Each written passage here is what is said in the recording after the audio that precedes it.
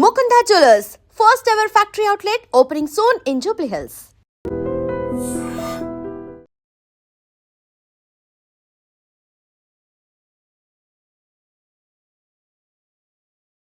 ఇవాల్టి మన గెస్ట్ ఎవరో కాదు, తన బాట, తన మాట, తన పాట అన్నీ ఒక చైతన్య స్రవంతిలో సాగిన వేముల పుష్పక్క.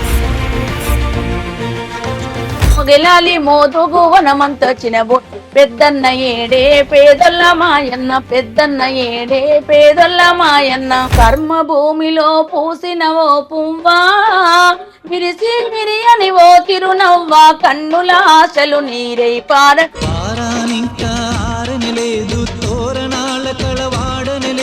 మీకు ఈ పాటకు ఫస్ట్ సంబంధం ఎక్కడ కుదిరింది? నాన్న ఆల్రెడీ నక్సలైట్ పార్టీలోనే ఉన్నాడు, ఇంటికి విప్లవకారులు వచ్చిపోడు. బాల్యం గురించి చెప్తారా? దసరా హాలిడేస్ వచ్చినా పార్టీ దగ్గరికి వచ్చేదాన్ని, సంక్రాంతి హాలిడేస్ వచ్చిన సమ్మర్ 3 months అన్నల్లో కలిసిపోయే కొడుక అదృష్టం అందరికి రాదు. ఇంటికి వచ్చి మా ఇంట్లో మా ప్లేట్లు ఎవరు అన్నం తినకపోతుండే. వీరేశం అన్న ఎక్కడుండే? మీరు ఈ చదువుకునేటప్పుడు ఎక్కడైనా కలిసారా? నా 6th క్లాస్ నుంచి వీరేశంతో ఉన్నా నేను. మీ ఇద్దరి మధ్య ఒక అవగాహన, అంటే ఒకరినొకరు ఇష్టపడుకోవడం అనే. యాక్చువల్లీ వీరేశం గారిని నేను ముందు అన్న అని పిలిచేదాన్ని, ఎందుకంటే ఉద్యమంలో ఉన్నాం. ఇప్పుడు మీరేమో రెడ్డి, అవును, తనేమో దళిత్ కదా. పెద్ద డిసిషన్ తీసుకున్నాం, ఎవరు వస్తారు మన ఇంటికి, ఎవరు రానియరు.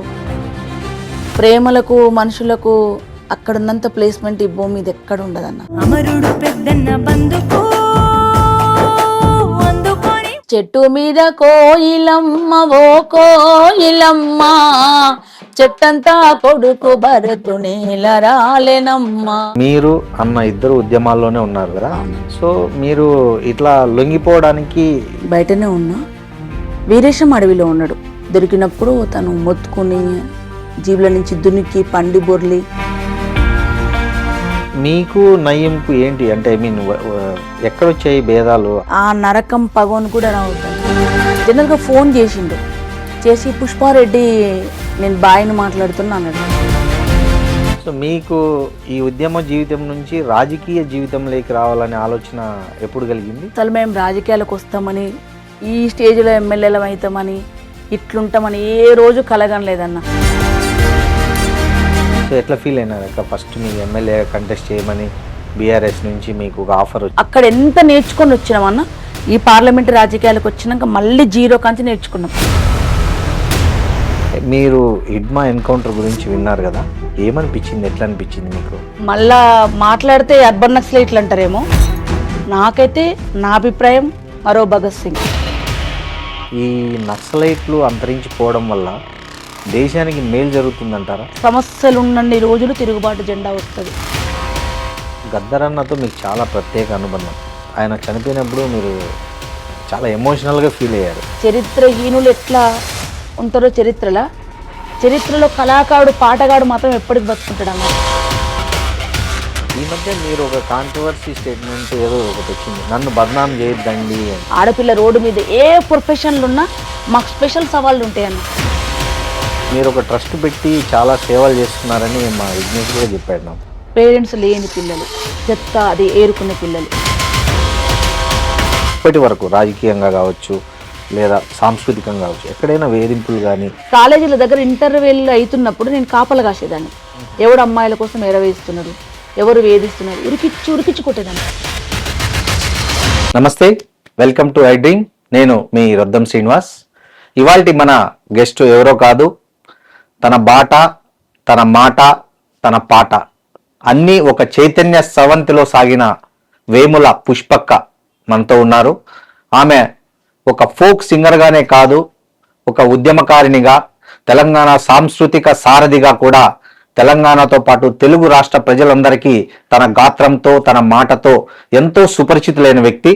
ఆమె మనతో ఉన్నారు. నమస్తే పుష్పక్క. నమస్తే అన్న. పుష్పక్క, చెప్పండి, ఎలా ఉన్నారు? బాగున్నా. బాగున్నారా అక్క? మీ ఉనికే పాట. అసలు మీకు ఈ పాటకు ఫస్ట్ సంబంధం ఎక్కడ కుదిరింది, ఎలా కుదిరింది, దాని నేపథ్యం గురించి ఒకసారి చెప్పండి. నాన్న పేరు భిక్షం రెడ్డి, ఓకే. అమ్మ అండమ్మ. నాన్న బై బర్త్ మేము పుట్టక ముందు ఆయన విప్లవోద్యమంలో ఉన్నాడు, ఒక లీడర్. మేము మా జ్ఞానం వచ్చి సమాజంలో చూసి మాటలు విని మాకు ఇప్పటికీ జ్ఞాపక శక్తి ఉన్నప్పుడు నాన్న ఆల్రెడీ నక్సలైట్ పార్టీలోనే ఉన్నాడు. ఇంటికి విప్లవకారులు వచ్చిపోడు, పాటలు పాడేటోళ్ళు, రైతు కుల సంఘం వాళ్ళు, కార్మిక సంఘాల వాళ్ళు వచ్చిపోడు, నిత్యం వాళ్ళే. మేము బంధువుల దగ్గర పోడు తప్ప మా ఇంటికి బంధువులు వచ్చాడు ఎప్పుడు లేదు. మేము చిన్నగా ఉన్నప్పుడు విప్లవకారులతోనే ఉండేది ఇల్లు. అట్లా వాళ్ళు పాటలు పాడేటోళ్ళు వచ్చినప్పుడు పాటలు పాడని నేర్చుకున్నాడు. మీ అందరికీ తెలిసిందే, పాట తొందరగా ఆకర్షించుకుంటుంది, తొందరగా అది చేస్తుందని. అట్లా నేను నాన్న పాట పాడుతుండే, బయట ఏం పాడకపోతున్నా నేర్పించడానికి పాడుతుండే ఆయన. నేను అట్లా పాట నేర్చుకున్నా. అక్క ఫస్ట్ మీకు మైండ్లో అట్రాక్ట్ అయిన పాట గుర్తుందా? ఉందన్న. ఏం పాట అక్క? అట్రాక్ట్ అయింది అంటే చాలా పాటలు ఉన్నాయి, కానీ నేను ఫస్ట్ అంటే విన్న మీ పాట, ఊహ తెలిసి విన్న తర్వాత అరే ఈ పాట బాగుంది, ఇట్లా పాడాలా, నేను పాడాలా అనుకుని ఎగ్జైట్మెంట్ ఫీల్ అయి ఉంటారు. నేను ఏ క్లాస్లోనో సరిగ్గా ఐడియా లేదన్న, నాకు 4th 5th అనుకుంటా, కోటమర్తిలో స్కూల్ బైకాట్ చేసిర్రు, ఊర్లో ర్యాలీ చేస్తుర్రు. ఆ ర్యాలీ చేస్తున్నప్పుడు పాటలు పాడుతుండే. స్కూల్ బైకాట్ అంటే ఎట్లుంటది ఇక అందరికి హ్యాపీ, ఈరోజు బడి బంద్ అవుతుందని ఉంటే ఆ బడి బంద్ చేసే వాళ్ళు మళ్ళీ మా మామ వాళ్ళు, మా అన్న వాళ్ళు ఇంటికి వచ్చే మామ అని, పెద్దగా వయసు ఉంటే మామ, చిన్నగా ఉంటే అన్న అని పిలుస్తుంటే వాళ్ళే కాబట్టి ఇంకా మా వాళ్ళు వచ్చారు కాబట్టి పెద్ద పురుసత నాకు. అప్పుడు నేను ఫస్ట్ విన్న పాట మా ఊర్లే తాటి చెట్టు కోంటోళ్ళు అని ఉంటారు మామ వాళ్ళు, వాళ్ళు సురేష్ మామల ఇంటి ముందు మమ్మల్ని అందరిని ఆపి ఎత్తు అరుగుంటుంది ఆడ, ఇప్పటికి ఇంకా ఉంది ఆ ఊర్లో అరుగు. ఆ అరుగు మీద నిలబడి పాడిండు కృష్ణన్న అని, మందుల కృష్ణన్న. నాతో పాటు ఇప్పుడు సారథిలో ఉన్నాడు. మత మత గుండాలు మీద పడుతున్నాయి, మత మత గుండాలు మీద పడుతున్నాయి, పలకవేముర శంకరా ముందుకు దూకవేముర శంకరా. మతవాద గుండాలు మీద పడుతున్నాయి, మతవాద గుండాలు మీద పడుతున్నాయి, పలకవేముర ముందుకు శంకర దూకవేముర ముందుకు. ఈ పాట ఏబీవీపీ గుండాల చేతిలో అప్పుడు జార్జి రెడ్డా మరి ఎవరు అమరులైందో తెలియదు నాకు. ఆ సందర్భంగా అప్పుడు నేను ఫస్ట్ విన్న పాట. వాళ్ళు పెద్ద సింగర్లే కాదు, స్టూడెంట్ అనేషన్ లీడర్లే, కానీ వాళ్ళు పాడితే అమ్మ పాట బాగుందిరా, మంచిగా పాడుతురా అని అనుకున్నా. దానికంటే ఫస్ట్ నేను విన్న పాట సమావేశంలో నాన్నతోటి. ఎక్కడ? నాన్న ఊర్లే రైతు కుల సంఘం సమావేశం జరుగుతుంటే నేను ఆ సమావేశానికి పోయినా. ఆ సమావేశానికి పోతే ఆ సమావేశంలో ఉత్తనే నాన్న సైకిల్ మీద ఎక్కించుకొని పోయిండు. మీ నాన్న కూడా మంచిగా గాత్రం ఇలాగే ఉండేదా? మంచిగా వాయిస్ పాడుతాడు, మంచిగా పాడుతాడు. బయట ఎప్పుడు సింగర్ కాదు కానీ లోకల్ సమావేశాలు పాడుతాడు ఆయన. ఆయన ఎందుకు తీసుకుపోయిండో నాకు తెలియదు, నేను ఎందుకు పోయినా నాకు తెలియదు, కానీ సైకిల్ మీద ఎక్కించుకొని పోయిండు. కూర్చున్నప్పుడు వాళ్ళు పాడిన పాట. ఏ పాట? మొగిలాలి మందార మొక్కల్ల పూలేవి, మొగిలాలి మందార మొక్కల్ల పూలే, పెద్దన్న ఏడే పేదొల్ల మాయన్న, పెద్దన్న ఏడే పేదొల్ల మాయన్న. ఆహా మొగిలాలి మోదుగు వనమంత చినబోయే, మొగిలాలి మోదుగు వనమంత చినబో, పెద్దన్న ఏడే పేదొల్ల మాయన్న, పెద్దన్న ఏడే పేదొల్ల మాయన్న. ఆరే పెద్దన్న ఉన్నాడు అడివంత ఉన్నాడు, ఉన్నాడే చూడు మోదుగు వనములో, ఆహా విరబూసినాడే మందార మొక్కయి, ఆహా విరబూసినాడే మందార మొక్కయి. మొగిలాలి మోదుగు వనమంత చినబోయే, మొగిలాలి మోదుగు వనమంత చినబోయే, పుల్లరెడ్డేడే పేదొల్ల మాయన్న, పుల్లరెడ్డేడే పేదొల్ల మాయన్న. నేను ఫస్ట్ విన్న పాట ఇది. ఇప్పటికీ మీకు అలా ముద్రించుకుపోయింది ఆ పాట. దాని తర్వాత నేను చాలా సార్లు పాడినామన్నా ఆ పాట, చాలా సార్లు పాడిన విన్నా నేను ఆ పాట. నాన్న కూడా నాకు పేపర్ మీద రాసి నేర్పించిన పాట. ఫస్ట్ వాళ్ళు నేర్పించిండు, పేపర్ మీద రాసి స్కూల్కి అప్పుడు పలుకుంటుండే కదా, దాంతో పాటు నాకు ఫస్ట్ ఒక పెద్ద పేపర్ మీద వాళ్ళని పెద్ద పెద్ద అక్షరాలు రాసి బాపు ఇచ్చి పంపించిండు స్కూల్కు, నా బిడ్డకే ముందు రావాలని. దాని తర్వాత నాకు తన పేపర్ మీద రాసి ఇచ్చిన పాట ఈ పాట. ఓ, మీ ఫాదర్తో అటాచ్మెంట్ ఉన్న పాటలు ఇవి రెండు. మీ బాల్యం గురించి చెప్తారా? అంటే ఎక్కడ, ఏమి, ఎలా? అంటే బాల్యము ఇప్పుడు యాదాద్రి భువనగిరి జిల్లా అడ్డగూడూరు మండలం కోటమర్తి విలేజ్. నా బాల్యము 6th క్లాస్ వరకు అమ్మా నాన్నలతో ఉన్నా. 6th తర్వాత అమ్మా నాన్నలతో. నేను దసరా హాలిడేస్ వచ్చినా పార్టీ దగ్గరికి వచ్చేదాన్ని, సంక్రాంతి హాలిడేస్ వచ్చిన, సమ్మర్ 3 months పల్లెలకి గ్రామాలకు ధరలండి విద్యార్థి సంఘాలను పిలిపిస్తుండే. అప్పుడు మా పార్టీ కుటుంబాలలో ఉన్న పిల్లలందరినీ తీసుకొస్తుండే. అసలు మేము అందరు అమ్మమ్మ ఇళ్ళకు వాళ్ళకు పోతారు కదా, మాకు ఎప్పుడు హాలిడేస్ వస్తాయి ఎప్పుడు వాళ్ళ గ్రామాలకని ఉండేటోళ్ళం. ఆ గ్రామాలకు పోయి అక్కడ ఉండి వాళ్ళతో ఉండి బాల్యమంతా నాకు ఉద్యమంతోని ప్రజలతోటి ఆ ప్రజా కుటుంబంలో ప్రజల కోసం పనిచేసే కుటుంబాలతోనే అనుబంధం తక్కువ. ఇప్పటి కూడా నాకు రిలేషన్ అనేది చాలా తక్కువ. మా అమ్మమ్మ వాళ్ళు తప్ప ఎవరి దగ్గరికి పోయేది లేదు, ఎవరి దగ్గర ఉండేది లేదు. చాలా ఆడుతూ పాడుతూ గడిపినన్న. నాటకాలు వేసిన, ఫస్ట్ స్కూల్లో నాటకాలు వేసినాం. దాని తర్వాత డెంకల ప్రతిపాదన మీద, వరల్డ్ బ్యాంకు వ్యతిరేకంగా, అందాల పోటీ వ్యతిరేకంగా అప్పటి నుంచి ప్రారంభమైన ప్రతి కార్యక్రమం. శనివారం ఆదివారం సెకండ్ సాటర్డే వస్తే కూడా ఫ్రైడే సాయంత్రం ఎవరో ఒకరు మా అమ్మ వాళ్ళు అన్న వాళ్ళు వచ్చి సైకిల్ ఎక్కించుకొని ఏ ఊర్లో ప్రోగ్రామ్ ఉంటే ఆడ తీసుకుపోయి గోషి కట్టించి గొంగడేపించి మళ్ళీ సండే నైట్ అయినా మండే మార్నింగ్ స్కూల్ టైం వరకు ఇంటికాడ దింపేటోళ్ళు. అన్న తమ్ములు ఎంతమంది? వాళ్ళతో మీ రిలేషన్ ఎట్లుంది? ఒక చెల్లి శ్రీలత, 2 తమ్ముళ్ళు వెంకటరెడ్డి, సోమరెడ్డి. చాలా బాగుంటుంది అన్న. దాని మొత్తం నిజంగా చెప్పాలంటే అమ్మమ్మ వాళ్ళ కుటుంబం తప్ప, మా పిన్ని అమ్మమ్మ కుటుంబం తప్ప బంధువులతో ఎవరితో మాకు రిలేషన్ లేదు. నాన్న ఆల్రెడీ నక్సలపాటలో ఉండడం వల్ల, పేదరికం, రెడ్డి అయినా పేద కుటుంబం అవ్వడం వల్ల మాకేం పెద్ద అట్లాంటి కోరికలు ఆశలు ఏం లేకపోవడం వల్ల నాన్న చిన్నప్పటి నుంచి ఇంట్లో దేవుడే లేకుండా పెంచాడు మమ్మల్ని. ఆయన ఇప్పటికీ దేవుని మొక్కడు. ఇంట్లో దేవుడు లేడు, ఏ సాంప్రదాయాలు పాటించరు. ఊర్లో అన్ని కులాలు, అనగారిన కులాలు ఎవరున్నారో వాళ్ళు వచ్చి మా అమ్మని వరుస పిలుస్తుంటే ఇంటికి వచ్చి మా ఇంట్లో మా ప్లేట్లు ఎవరు అన్నం తినకపోతుండే. మా బంధువులు ఫంక్షన్లో పిలిస్తే ఏదైనా వస్తే ప్లేట్లు తినకపోతుండే వాళ్ళు. వాళ్ళ ఇంటికి వచ్చిపోయినాక మా బాపమ్మ వాళ్ళు, పక్కన బాపమ్మ వాళ్ళు, ఎందుకే వాళ్ళకు ఊకే పిలిచి పెడతారు అన్నం, మీరు మీ నాయన అట్నే చేసిరు, మీరు అట్నే చేస్తారని అంటుండే. వాళ్ళు ఒక్కరు మాత్రమే ఊర్లే నాన్నని అన్న అని పిలిచేటోళ్ళు, చాలా ప్రేమగా. ముందు నుంచే మాకు అట్లా అలవాటు అయిపోయింది. చాలా అందంగా నచ్చినట్టు. ఇంకా మేము వేరే నేర్చుకోవాల్సిన అవసరం లేకుండా ముందు నుంచి అన్ని కుటుంబాలు, విప్లవోద్యమంలో ఉన్న అన్ని కుటుంబాలు ముందు నుంచే వాళ్ళు బిల్డప్ అయి ఉంటారు, అట్లా క్రియేటివ్ అయ్యి ఉంటుంది. కాబట్టి మాకు పెద్ద ఫీలింగ్స్ ఏం లేకపోతే చాలా హ్యాపీగా గడిపినాం అన్న. ఉద్యమకారులతో, పాటలతో చాలా బాగా. వాళ్ళు ఎక్కడికన్నా మీటింగ్లకు ఢిల్లీకో బొంబాయికో పోతే వాళ్ళు మాకు పెన్నులు కొనుక్కొచ్చేటోళ్ళు, బుక్ కొనుక్కొచ్చేటోళ్ళు, పలకలు కొనుక్కొచ్చేటోళ్ళు, ఇంటి దగ్గర ఉన్న కలిసింది తినేటోళ్ళు. అమ్మ లేకపోతే మాకు అమ్మ పనికి పోయేసరికి వండి పెట్టేటోళ్ళు. వాళ్ళు వండి పెట్టి తిని మళ్ళీ మేము తిని వాళ్ళు వెళ్ళిపోయేటోళ్ళు. రొట్టె చేసేటోళ్ళు. అన్నీ అంత ఫ్యామిలీ లాగానే ఉండేటోళ్ళు. ఇప్పుడు ఎట్లయితే మంది ఉన్నారో అట్లనే ఉండేటోళ్ళు అప్పుడు కూడా. మీకు తెలిసి ఫస్ట్ మీరు స్టేజ్ మీద పాడిన పాట మీకు గుర్తుందా? ఎక్కడ పాడారు? ఏ స్టేజ్ మీద పాడారు? ఏ స్టేజ్ మీద వాడినంటే పల్లెపాడులో వాడినన్న. ఇప్పుడు మా కాన్స్టిట్యున్సీలోనే ఉన్న నార్కడపల్లి మండలంలో పల్లెపాడులో పాడిన నేను పాట. ఫస్ట్ పాట ఏ సందర్భంలో? ఏ సందర్భంలో అంటే అది డిసెంబర్లో అమరుల వారోత్సవాలు జరుగుతాయి. ఆ సందర్భంగా జెండావిష్కరణ కార్యక్రమాలు ఉంటాయి. డిసెంబర్ నెలంతా, మే నెలంతా ఉంటది.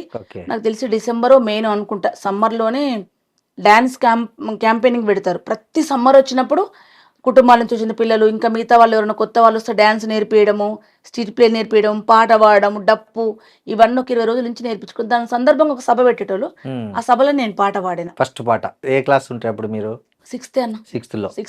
6th సమ్మరా 7th సమ్మరా ఐడియా లేదు నాకు, ఇన్నేళ్ళు కాబట్టి. ఏం పాట పాడారక్క?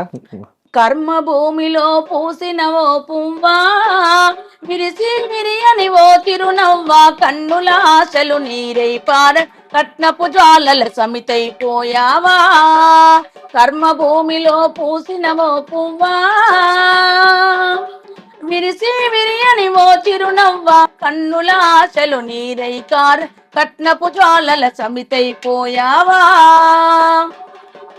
పారానింకా ఆరనలేదు, తోరణాలు కలవాడనలేదు, పారానింకా ఆరనలేదు, తోరణాలు కలవాడనలేదు, పెళ్లి పందిరి తీయనలేదు, బంధువులిళ్ళ చేరనలేదు, మంగళనాదాలాగనలేదు, అప్పగింతలు అవ్వనలేదు, గలగల పారే ఓసెల ఏడా పెళ్లి కూతురుగా ముస్తాబయ్యి శ్మశానానికే కాపురమేలావా.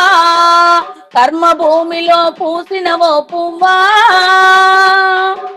విరిసి విరియని ఓ చిరునవ్వా, కన్నుల ఆశలు నీరై కారగా, కట్నపు జ్వాలల సమితైపోయావా. ఈ పాట ఫస్ట్ మీ స్టేజ్ మీద పాడినప్పుడు ఎట్లా వచ్చింది రియాక్షన్? సభ నుంచి ఏమన్నా రియాక్షన్ గుర్తుందా? ఉందన్న.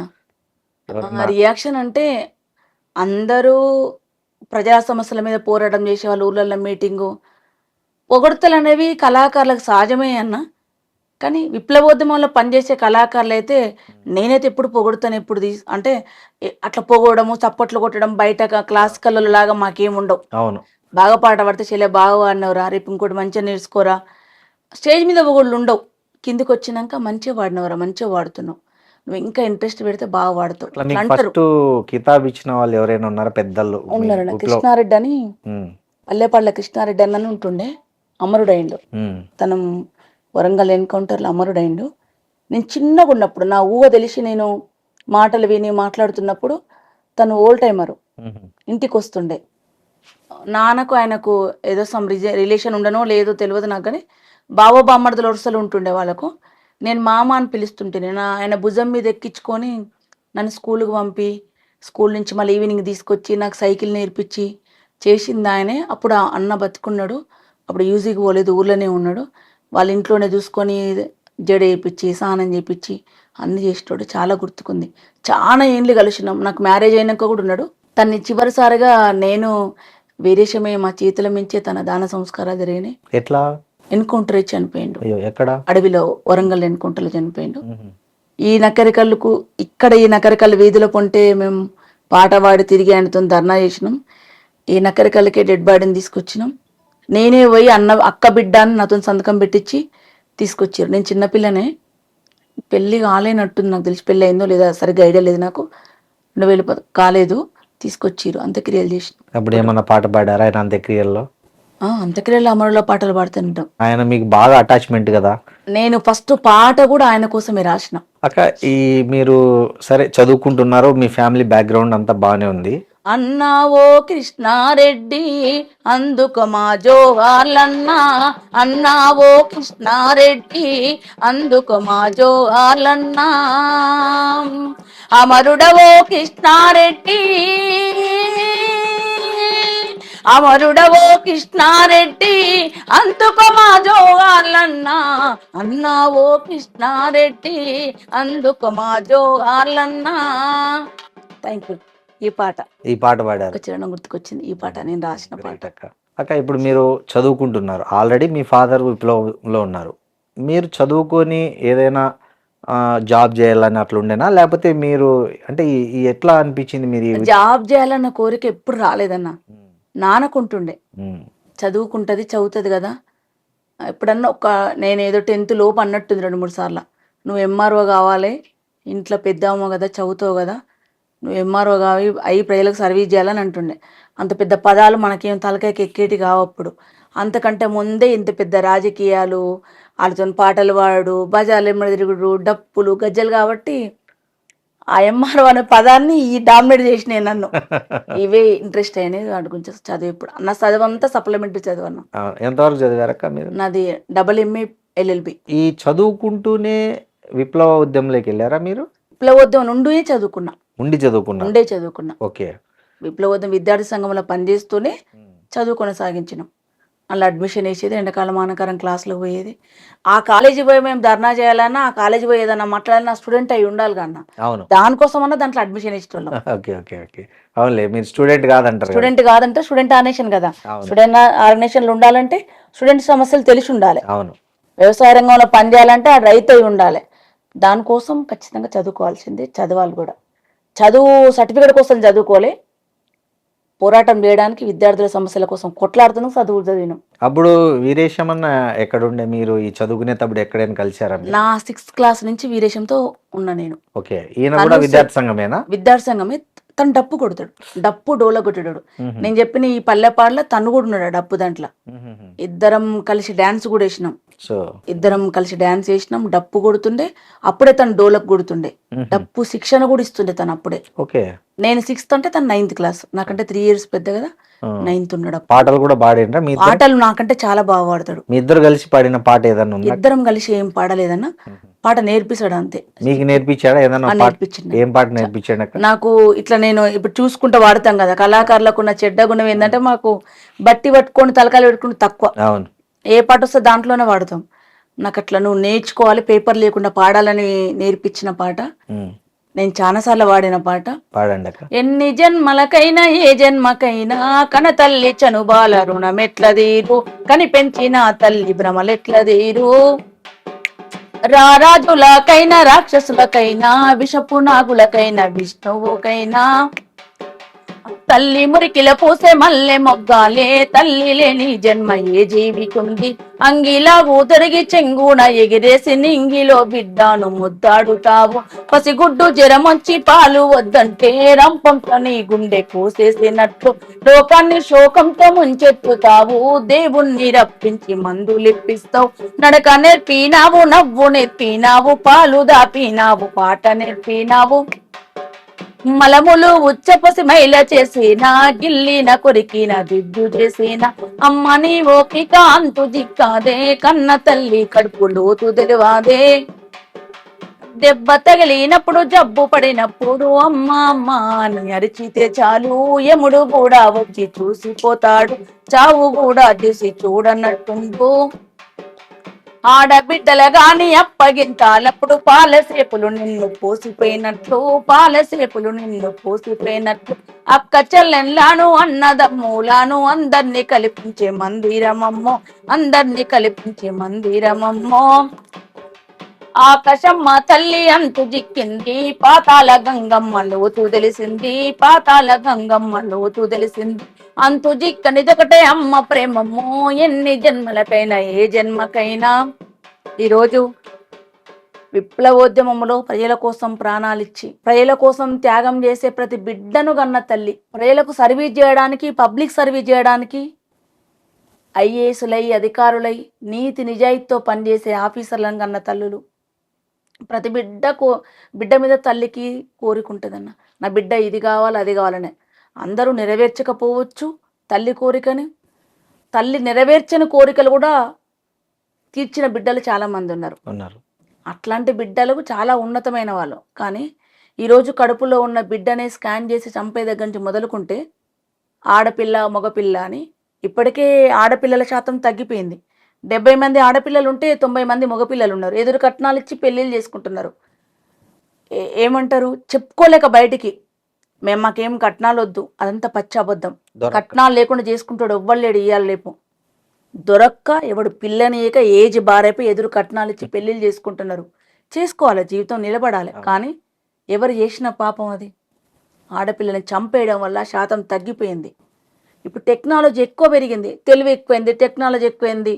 దీని నుంచి ఏం చేస్తున్నారంట అన్న, పిల్లలని దత్తత. ఇంతకుముందేమో అంగట్లో పెట్టి అమ్మేటోళ్ళు కడుపును రెంట్కి ఇస్తున్నారు. నా భాషలో చెప్పాలంటే కడుపును రెంట్కు. పుట్టిన తర్వాత వాళ్ళకి పిల్లలు లేరు, పాపం మేము చాలా బుద్ధిమంతులం కనిస్తున్నామని దత్తత, చట్ట విరుద్ధమైన దత్తత. మీరెట్లా మీ బిడ్డల్ని ఇచ్చినా మీ బిడ్డలు దత్తత పేరుతో వాళ్ళ దగ్గర ఉంటారని మీరు భ్రమపడకండి. ఆ బిడ్డలు ఎక్కడికి పోతున్నారు, వాళ్ళు ఎక్కడి నుంచి ఎక్కడి పంపుతున్నారు, ఏ మాఫియా చేతులకు మీ బిడ్డలు పోతున్నారు, మీకు చేతులు ఎత్తి దండం పెడితే ఆడపిల్లల్ని నమ్మొద్దు. ఆడపిల్లల్ని చదవనియండి, ఎదగనియండి. ఈ సమాజంలో సముచితమైన స్థానం వాళ్ళకి ఇవ్వండి. వాళ్ళు లేకపోతే సృష్టి లేదు. ఆడపిల్లల గాని అప్పగింతాలప్పుడు పాలసేపులు నిన్ను పోసిపోయినట్లు పాలసేపులు నిన్ను అక్క చెల్లెన్లాను అన్నదమ్ములాను అందరినీ కల్పించే మందిరమమ్మో అందరినీ కల్పించే మందిరమమ్మో. అరే ఆకాశమ్మ తల్లి అంతు జిక్కింది పాతాల గంగమ్మ లోతు తెలిసింది అంతు జిక్కనిదొకటే అమ్మ ప్రేమమ్మో ఎన్ని జన్మలకైనా ఏ జన్మకైనా. అందుకే కన్నతల్లి కన్నుల్లో కన్నీళ్లు లేని రాజ్యం కావాలి, అట్లాంటి పరిపాలన కావాలి. ఏ కన్న తల్లి భూమి మీద ఏడవద్దు. అట్లాంటి సమాజం, అట్లాంటి మనుషులు ఆ విలువలతో ఉండడానికి మా వంతుగా ఏమనైతే చేయాలని కోరిక, అంతే. ఇప్పుడు మీకు పాటలు మీరు పాడేవాళ్ళు, ఆయన మీకు డోలకు డప్పు కొట్టేవాళ్ళు. సో మీ ఇద్దరి మధ్య ఒక అవగాహన, అంటే ఒకరినొకరు ఇష్టపడుకోవడం అనే అట్లాంటి ఎట్లా తెలిసింది? ఎవరు ఫస్ట్ ఎక్స్ప్రెస్ చేశారు? యాక్చువల్లీ వీరేశం గారిని నేను ముందు అన్న అని పిలిచేదాన్ని. ఎందుకంటే ఉద్యమంలో ఉన్నాం, ఉద్యమ సహచరుడు కదా, అందరం కలిసి ఉండేవాళ్ళం. ఆడపిల్లల పట్ల చాలా మర్యాదగా ఉండేటోడు. అందరు ఉంటారు ఉద్యమంలో పనిచేసిన, విప్లవోద్యమంలో ఉన్న ప్రతి ఒక్కరు చాలా మర్యాద ఉంటారు. చాలా ఒక తండ్రి వాళ్ళకి ఎట్లాంటిది ఉన్నా ఏమున్నా చిన్నప్పటి నుంచి కలిసే పెరిగినాం. 6th క్లాస్ నుంచి అంటే ఇంకేముంటది అన్న, యాజ్ ఎ బ్రదర్ లాగా, సీనియర్ మా పెద్ద అన్నలాగా చూసుకొని ఉండేటోడు. ఓల్డ్ టైమర్లలో నేను ఒక్కదాన్ని అమ్మాయిని ఉండే, ఈ జిల్లాలో అమ్మాయిని ఒక్కదాన్ని, అంటే నా ఏజ్ వాళ్ళు నేను ఒక్కదాన్ని. నా సీనియర్లు చాలా మంది అక్క వాళ్ళు ఉన్నారు. అట్లా ఉన్నారు. మిగిలిన మేమిద్దరమే కాబట్టి అందరు మమ్మల్ని పెళ్లి చేసుకోండి, ఇక మీరు ఇద్దరే ఉన్నారు, పెళ్లి చేసుకోండి అని అడిగిండ్రు. నేను అప్పుడు కొంచెం ఉంది, నాకు ఇప్పుడు పెళ్లి ఉద్దేశం లేదు, నేను తర్వాత చేసుకుంటా, నాకు ఉద్యమంలో పని చేయాలని ఉంది, ఇంకా కొంచెం ఏదైనా పెద్ద స్టెప్ తీసుకోవాలంది, దానికి పెళ్లి ఆటంకం అయింది కాబట్టి వద్దు అని పార్టీ వాళ్ళకి అబ్జెక్షన్ చెప్పిన, నేను ఇప్పుడు చేసుకోనని. మళ్ళీ తర్వాత కొన్ని రోజుల తర్వాత మళ్ళీ మేమే క్లోజ్ అయినప్పుడు, చేసుకుందాం అనుకున్నప్పుడు, ఎట్లాగ ఇద్దరం ఉన్నాము, ఊకే మనమ్మటే పడుతురు కదా, ఆలోచిద్దామని మాట్లాడుకున్నప్పుడు చేసుకుందాం కానీ కండిషన్స్ పెట్టుకొని. ఏం కండిషన్స్ పెట్టుకున్నారు? పిల్లలొద్దు, పిల్లల్ని కనొద్దు, రేపు మనకు వాళ్ళు భవిష్యత్తులో ఇబ్బంది అవుతారు, కుటుంబాలు యాక్సెప్ట్ చేస్తాయో చేయవు, వాళ్ళు చేయకపోతే కనొద్దు, చేసినా కూడా కనొద్దు, అప్పుడు కండిషన్ బట్టి ఉందాం అని నేను కండిషన్ పెట్టిన. కనొద్దు, మనకు వాళ్ళు అడ్డం వస్తారు, మన సీనియర్లను ఆల్రెడీ చూసినాం, మనం ఏడుకో అడుగు పోయి చచ్చిపోతే మళ్ళీ పిల్లలు వాళ్ళ కోసం రాజీపడి రావాల్సి వస్తుంది అనుకున్నాం. చివరికి మా జీవితంలో అదే జరిగింది, రాజీపడే రావాల్సి వచ్చింది అనుకున్నాం. కాలేదు, ఇద్దరం అనుకొని పార్టీకి చెప్పిన, లెటర్ పెడితే చేసింది పెళ్ళి. ఎప్పుడు అక్క ఎట్లా చేసుకున్నారు? 2001లో. పార్టీలో ఏముంటుంది అన్న, చాలా సిస్టమేటిక్ ఉంటుంది, మీరు విన్నంత ఈజీగా, మీరు చూసినంత ఈజీగా ఉండదు. పెళ్లి చేసుకుంటామని చెప్తే 6 months 1 year వేరు దగ్గర వేస్తారు ఇద్దరిని. ఓకే, వేరు దగ్గర ఉండాలి. అప్పుడు ఏమైనా మనస్పర్ధలు వస్తాయా, ఏమన్నా వస్తుందా, అబ్జర్వేషన్ చేసి ఇలా అట్రాక్షనా, లేకపోతే సిన్సియర్గా ఉంటారా, ఒకరినొకరు అర్థం చేసుకున్నారా లేదు. ఇంకా మేము అర్థం చేసుకున్నది ఏం లేదు, ఆయన ఏం తింటాడో ఏముంటాడో ఆయన తెలుసు, నేను ఎట్లా గట్టిగా మాట్లాడితే ఏముంటానో ఆయన, నా గురించి ఆయన తెలుసు, తెలియంది ఏం లేదు. కానీ అయినా సరే పార్టీ కండిషన్ ప్రకారం ఉంటుంది, 6 months పంపించి యాక్సెప్ట్ చేసారు. నకరికల్ ఈ టౌన్ హెడ్ క్వార్టర్ టౌన్లోనే హై స్కూల్ ఉంటుంది, దాంట్లో చేసారు మా పెళ్ళి. ఇంత ఒక 2-3 పూలు ఇట్లా మాల కట్టిన దారం తీసుకొచ్చి అల్లి చేసిండ్రు, వచ్చిర్రు. అమ్మా నాన్న కాకుండా ఊరికే పూల తాళ్ళు ఉండదన్న, తాళ్ళు ఉండదు, ఓన్లీ దండలే. దండల మార్పిడి చేసుకుని ఏం లేదు. అందరి ముందు మేము రేపటి నుంచి భార్య భర్తలమే, మేము తిరిగినా ఒక దగ్గర కూర్చున్నా మీరు తప్పుగా అనుకోవద్దని ప్రకటించడమే అంతే పెళ్ళి అంటే. మీ దృష్టిలో మేము ఈ రోజు నుంచి భార్య భర్తలు కలిసి బతుకుతాం, ఇక మమ్మల్ని వేరే తిరిగి అనుకోకండి, మళ్ళీ మీకు ఏం అనుమానం లేవని అన్ని క్లియర్ చేయడానికి అదొక వేదిక. అంతే. ఎవరెవరు వచ్చారు మీ పెళ్లికి? అంబేద్కర్ అన్న అని ఉంటాడు, ఓకే, నెల్లూరులో ఉంటాడు, మా సీనియరు, మాకు రాజకీయ గురువు కూడా. అన్న చేతుల మీద చేసారు, జిల్లా పార్టీ చేసింది, అంబేద్కర్ వచ్చి చేసిండు. భోజనాలు గీజనాలు అట్లా ఏమన్నా పెట్టిండ్రు అన్న, పార్టీ వాళ్ళు పెట్టిండ్రు భోజనం. ఎవరు పెట్టిరో తెలియదు ఆ రోజు, కానీ భోజనాలు పెట్టిరు. 2001 ఆగస్టు 2వ తారీఖు రోజు. అప్పటి వరకు ఆ సంవత్సరం ఒక్క రోజు కూడా వర్షాలు పడలేదన్న, బాగా వర్షం పడ్డది. రేపు పెళ్ళనగా ఈ రోజు వర్షం పడ్డది, ఇక్కడ దాకా నీళ్లు. మా పెళ్ళికి ఏదో వర్షం పడ్డ సెంటిమెంట్ కాదు, ఆ రోజు ఏదో వాతావరణం వచ్చింది, వర్షం పడ్డది, నీళ్ళలోనే అన్నం తిన్నాం. తడిసే బట్టలు సగం దాకా ఇందాక తడిసి, మా పెళ్లి ఫోటోలు తడిసే ఉంటాయి, తడిసిపోయి దండలు వేసుకొచ్చుకున్నాం. ఓకే, వరుణ దేవుడు మీకు శుభం పలికాడు అన్నట్లు, ప్రజలు దీవెనలు ఇచ్చిరు. ఓకే. సో పెళ్ళి అయినాక మళ్ళీ ఒకే దగ్గర వేసారా మిమ్మల్ని పార్టీలో పనిచేయడానికి? ఎక్కడుంటే అక్కడైనా ఒకే దగ్గర ఏం లేదు, ఇక ఎవరి పని వాళ్ళు, ఎవరి కమిటీ నిర్మాణం, ఎవరి పనులలో వాళ్ళు ఉండాల్సిందే, ఎక్కడోళ్ళు అక్కడ ఉండాల్సిందే. ఇప్పుడు మీరేమో రెడ్డి, తనేమో దళిత్ కదా, సో మీరు పెళ్లి చేసుకుంటే మీ ఇంట్లో వాళ్ళు కానీ వాళ్ళ ఇంట్లో వాళ్ళ రియాక్షన్ ఎట్లుంది? అప్పుడు సొసైటీలో ఎలాంటి సిచ్యువేషన్ ఫేస్ చేశారు? ఎందుకంటే ఇప్పుడు కంటే అప్పుడు ఇంకా ఎక్కువ కులతత్వం చాలా ఎక్కువ ఉంది. సో ఇప్పుడు ఉంది, ఇప్పుడు కొంచెం సోఫిస్టికేటెడ్ గా ఉంది, హైటెక్. ఇప్పుడు ఎవరికి కనబడకుండా చూడుబుట్ట వేసుకుంటాము, వాడు అంత ముందు ఏమో ఈడు ఎందుకు వచ్చిండ్రా రాని ఎద్దు గడప దగ్గరకని ఎల్లగొట్టేటోళ్ళు, ఇప్పుడు కుసబెట్టుకొని తిట్టుకుంటాడు. అవును, మన వేరే ప్లేట్ పెడతాడు, ఏం చేస్తాడు, అనుభవించే వాళ్ళు తెలుస్తుంది అవన్నీ. ఏం పోలే, ఇప్పుడు కూడా కులం ఏం పోలేదు, పోదు కూడా ఇండియాలో నాకు తెలిసినంత వరకు. పోవాలి, పోదంటే మళ్ళీ వెనక పడతాం అన్న, పోవాలి. మీకేమి ఎలా కన్విన్స్ చేశారు మీ ఫ్యామిలీస్ ని? కన్విన్స్ అవసరం లేదన్న, మా నాన్న మేము చిన్నగా ఉన్నప్పుడే చేసిండు. మేము చిన్నగా ఉన్నప్పుడే మా ఇంట్లో చాలా మంది పెళ్లిళ్ళు చేసిండు నాన్న.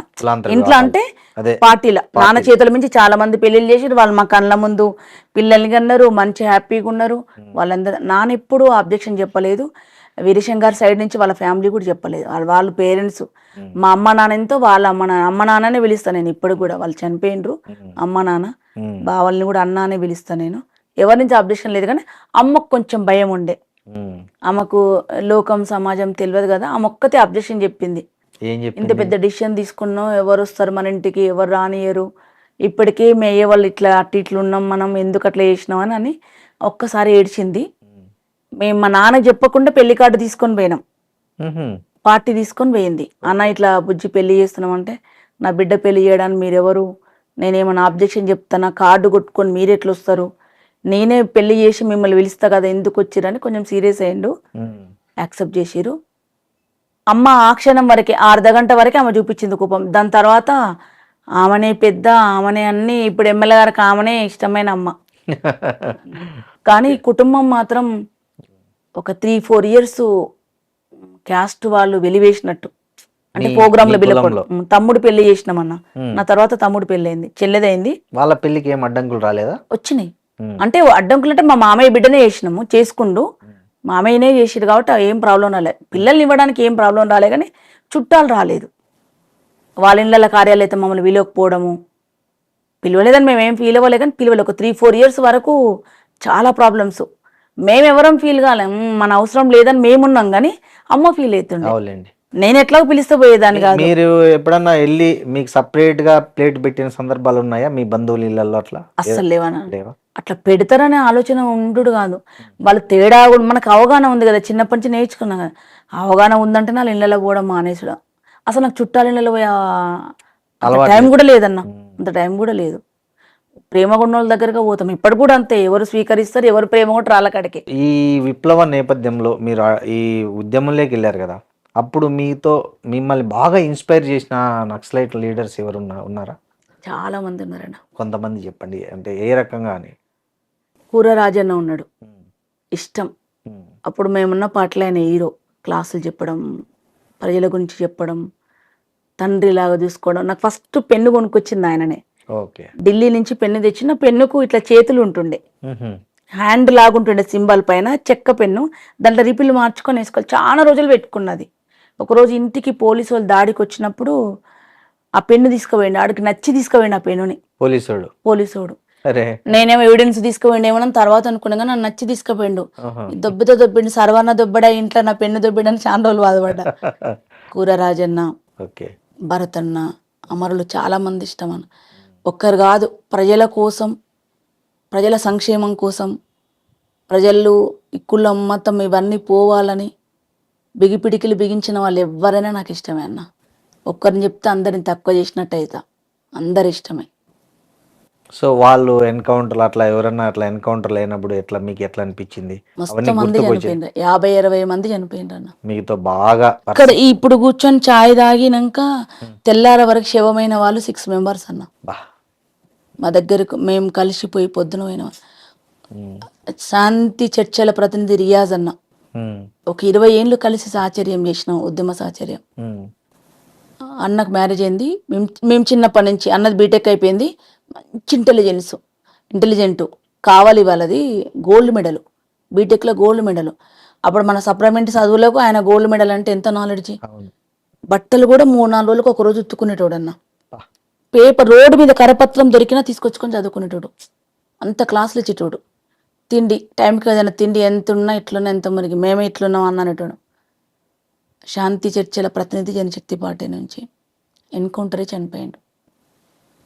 యాదగిరి, భరతన్న, మేదక్ సంజీవన్న, సుభాష్ అన్న, చాలామంది అమరులు ఉన్నారన్న. కళ్ళ ముందు నానప్ప నుంచి చూసిన వాళ్ళము, మమ్మల్ని కలిసి తిరిగిన వాళ్ళం, పెరిగిన వాళ్ళం, చూసిన వాళ్ళం, మా పిల్లలు అని మమ్మల్ని చూసుకున్న వాళ్ళు. మాకెవరు బంధువులు లేరు కదన్న, వాళ్ళు తప్ప ఎవరు బంధువులు లేరు. ఇప్పుడు అయింది పెద్ద కుటుంబం, కానీ అప్పుడు వాళ్ళు తప్ప మాకెవరు తెలియదు. వచ్చినప్పుడు ప్రేమగా చూసుకునే, నేను ఒక్కదే అమ్మాయిని ఉండేదాన్ని ఈ జిల్లాలో, ఈ 3-4 జిల్లాలల్లో. ఆ చదువుకున్న అమ్మాయిని, ఆ పార్టీ నుంచి వచ్చిన అమ్మాయిని చాలా ప్రేమ వచ్చింది నాకు. అసలు చుట్టాలు ఎవ్వరు గుర్తుకే రాకపోతున్నాను, నేను చిన్నపిల్లని కదా. బట్టలు కొనుక్కొచ్చేటోళ్ళు, వాచ్ కొనుక్కొచ్చేటోళ్ళు, ఎట్లుండాలో ఉండవు, ఇంకా ఫిట్నెస్ పెంచుకో, ఇట్లుండమని చెప్పేటోళ్ళు. చాలా ప్రేమలకు, మనుషులకు అక్కడ ఉన్నంత ప్లేస్మెంట్ ఈ భూమి మీద ఎక్కడ ఉండదన్న, అంత ప్లేస్మెంట్ ఉంటుంది ఆడ. మీకు ఏమన్నా గన్ ట్రైనింగ్ కూడా ఇచ్చారా? అంటే అసలు తుపాకీ నాకు ఎలాంటి సంబంధం లేదన్న, నేను లీగల్ కదా, బయట ఉన్నా. నేను సాంస్కృతిక ఉద్యమంలోనే ఉన్నా, నేను విద్యార్థి సంఘంలో ఉన్నా, మహిళా సంఘంలో ఉన్నా. అసలు నేను వెపన్ పట్టుకోలేదు, నాకు దాని గురించి కూడా అసలు తెలియదు, జీరో నాలెడ్జ్. యూనిఫామ్ వేసుకున్న అన్న వాళ్ళని కూడా చూడలేదు నేను. వాళ్ళు సివిలే వస్తే బయట చూసిన తప్ప లోపల కూడా ఎప్పుడు చూడలేదు. చనిపోతే చూసిందే, పోలీసు లేచిన బట్టలలో చూసిందే. ఈ మీకు బాగా ఆత్మీయులు ఎన్కౌంటర్లో చూసినప్పుడు మీకు ఎక్కువ ఎమోషన్ అయిన ఎన్కౌంటర్ ఏదైనా ఉందా? భరత్ అన్న, రంగవల్లక్క ఇద్దరిని కలిపి చంపారు కదా. ఇద్దరు కలిపి చంపిండ్రు. అవును, ఇద్దరిని ఘోరంగా కలిపి చంపారు. చంపిండ్రు. 3 రోజుల వరకు బాడీ ఇవ్వలేదన్న. ఉమ్, ఇక్కడున్నాం మేము, నకరికల్లో ఉన్నాం. చనిపోయిందని తెలిస్తే తిరుమలగిరికి బస్సు ఎక్కిపోయినాం. తిరుమలగిరి పోయినాక అక్కడ అరెస్ట్ చేసిర్రు. అక్కడ ఒక పూట ఉంచుకున్నారు. మేము వెళ్ళిపోతాం ఇంటికి అది ఇది అని చెప్పి గోల చేసి అలా డప్పులు కొట్టి పాటలు పాడి ఇళ్ళతో గోలు ఎందుకని వదిలిపెడితే మళ్ళీ పాలకుర్తి దాకా పోయినాం. పాలకుర్తి పోయినాక మళ్ళీ అక్కడ అరెస్ట్ చేసారు. ఉమ్, ఇదంతా కాదు మనల్ని ఓనేరు అని చెప్పి ఇంకా మేము వేరే వేసుకున్నాం. ఇక డప్పులు గిప్పులు ఏ లేకున్నా పలు ఎట్లన్నా పాటలు పాడాలి, వాళ్ళ దగ్గర పోవాలనుకున్నాం. 1 రోజున్నరకు చేరుకున్నాం. ములుగు దగ్గర అంటే ఎట్లా వేషం మార్చుకున్నారా? వేషమే మార్చుకోలేదన్న. బస్సులు గిసులు ఎక్కడ పోయి డివైడ్ అయిపోయి లారీలు ఎక్కి లారీలలో కూర్చొని మాక్సిమం 100% లారీల ప్రయాణమే ఉంటుండే. మా దగ్గర పైసలు ఉండవు కదా. అవును, లారీలో అయితే ఇచ్చినంత తీసుకుంటారు. అసలు ఇది తీసుకోకపోతే ఫస్ట్ ఎక్కేటప్పుడు బస్సు పైసలు ఇస్తామని ఎక్కించుకుంటారు.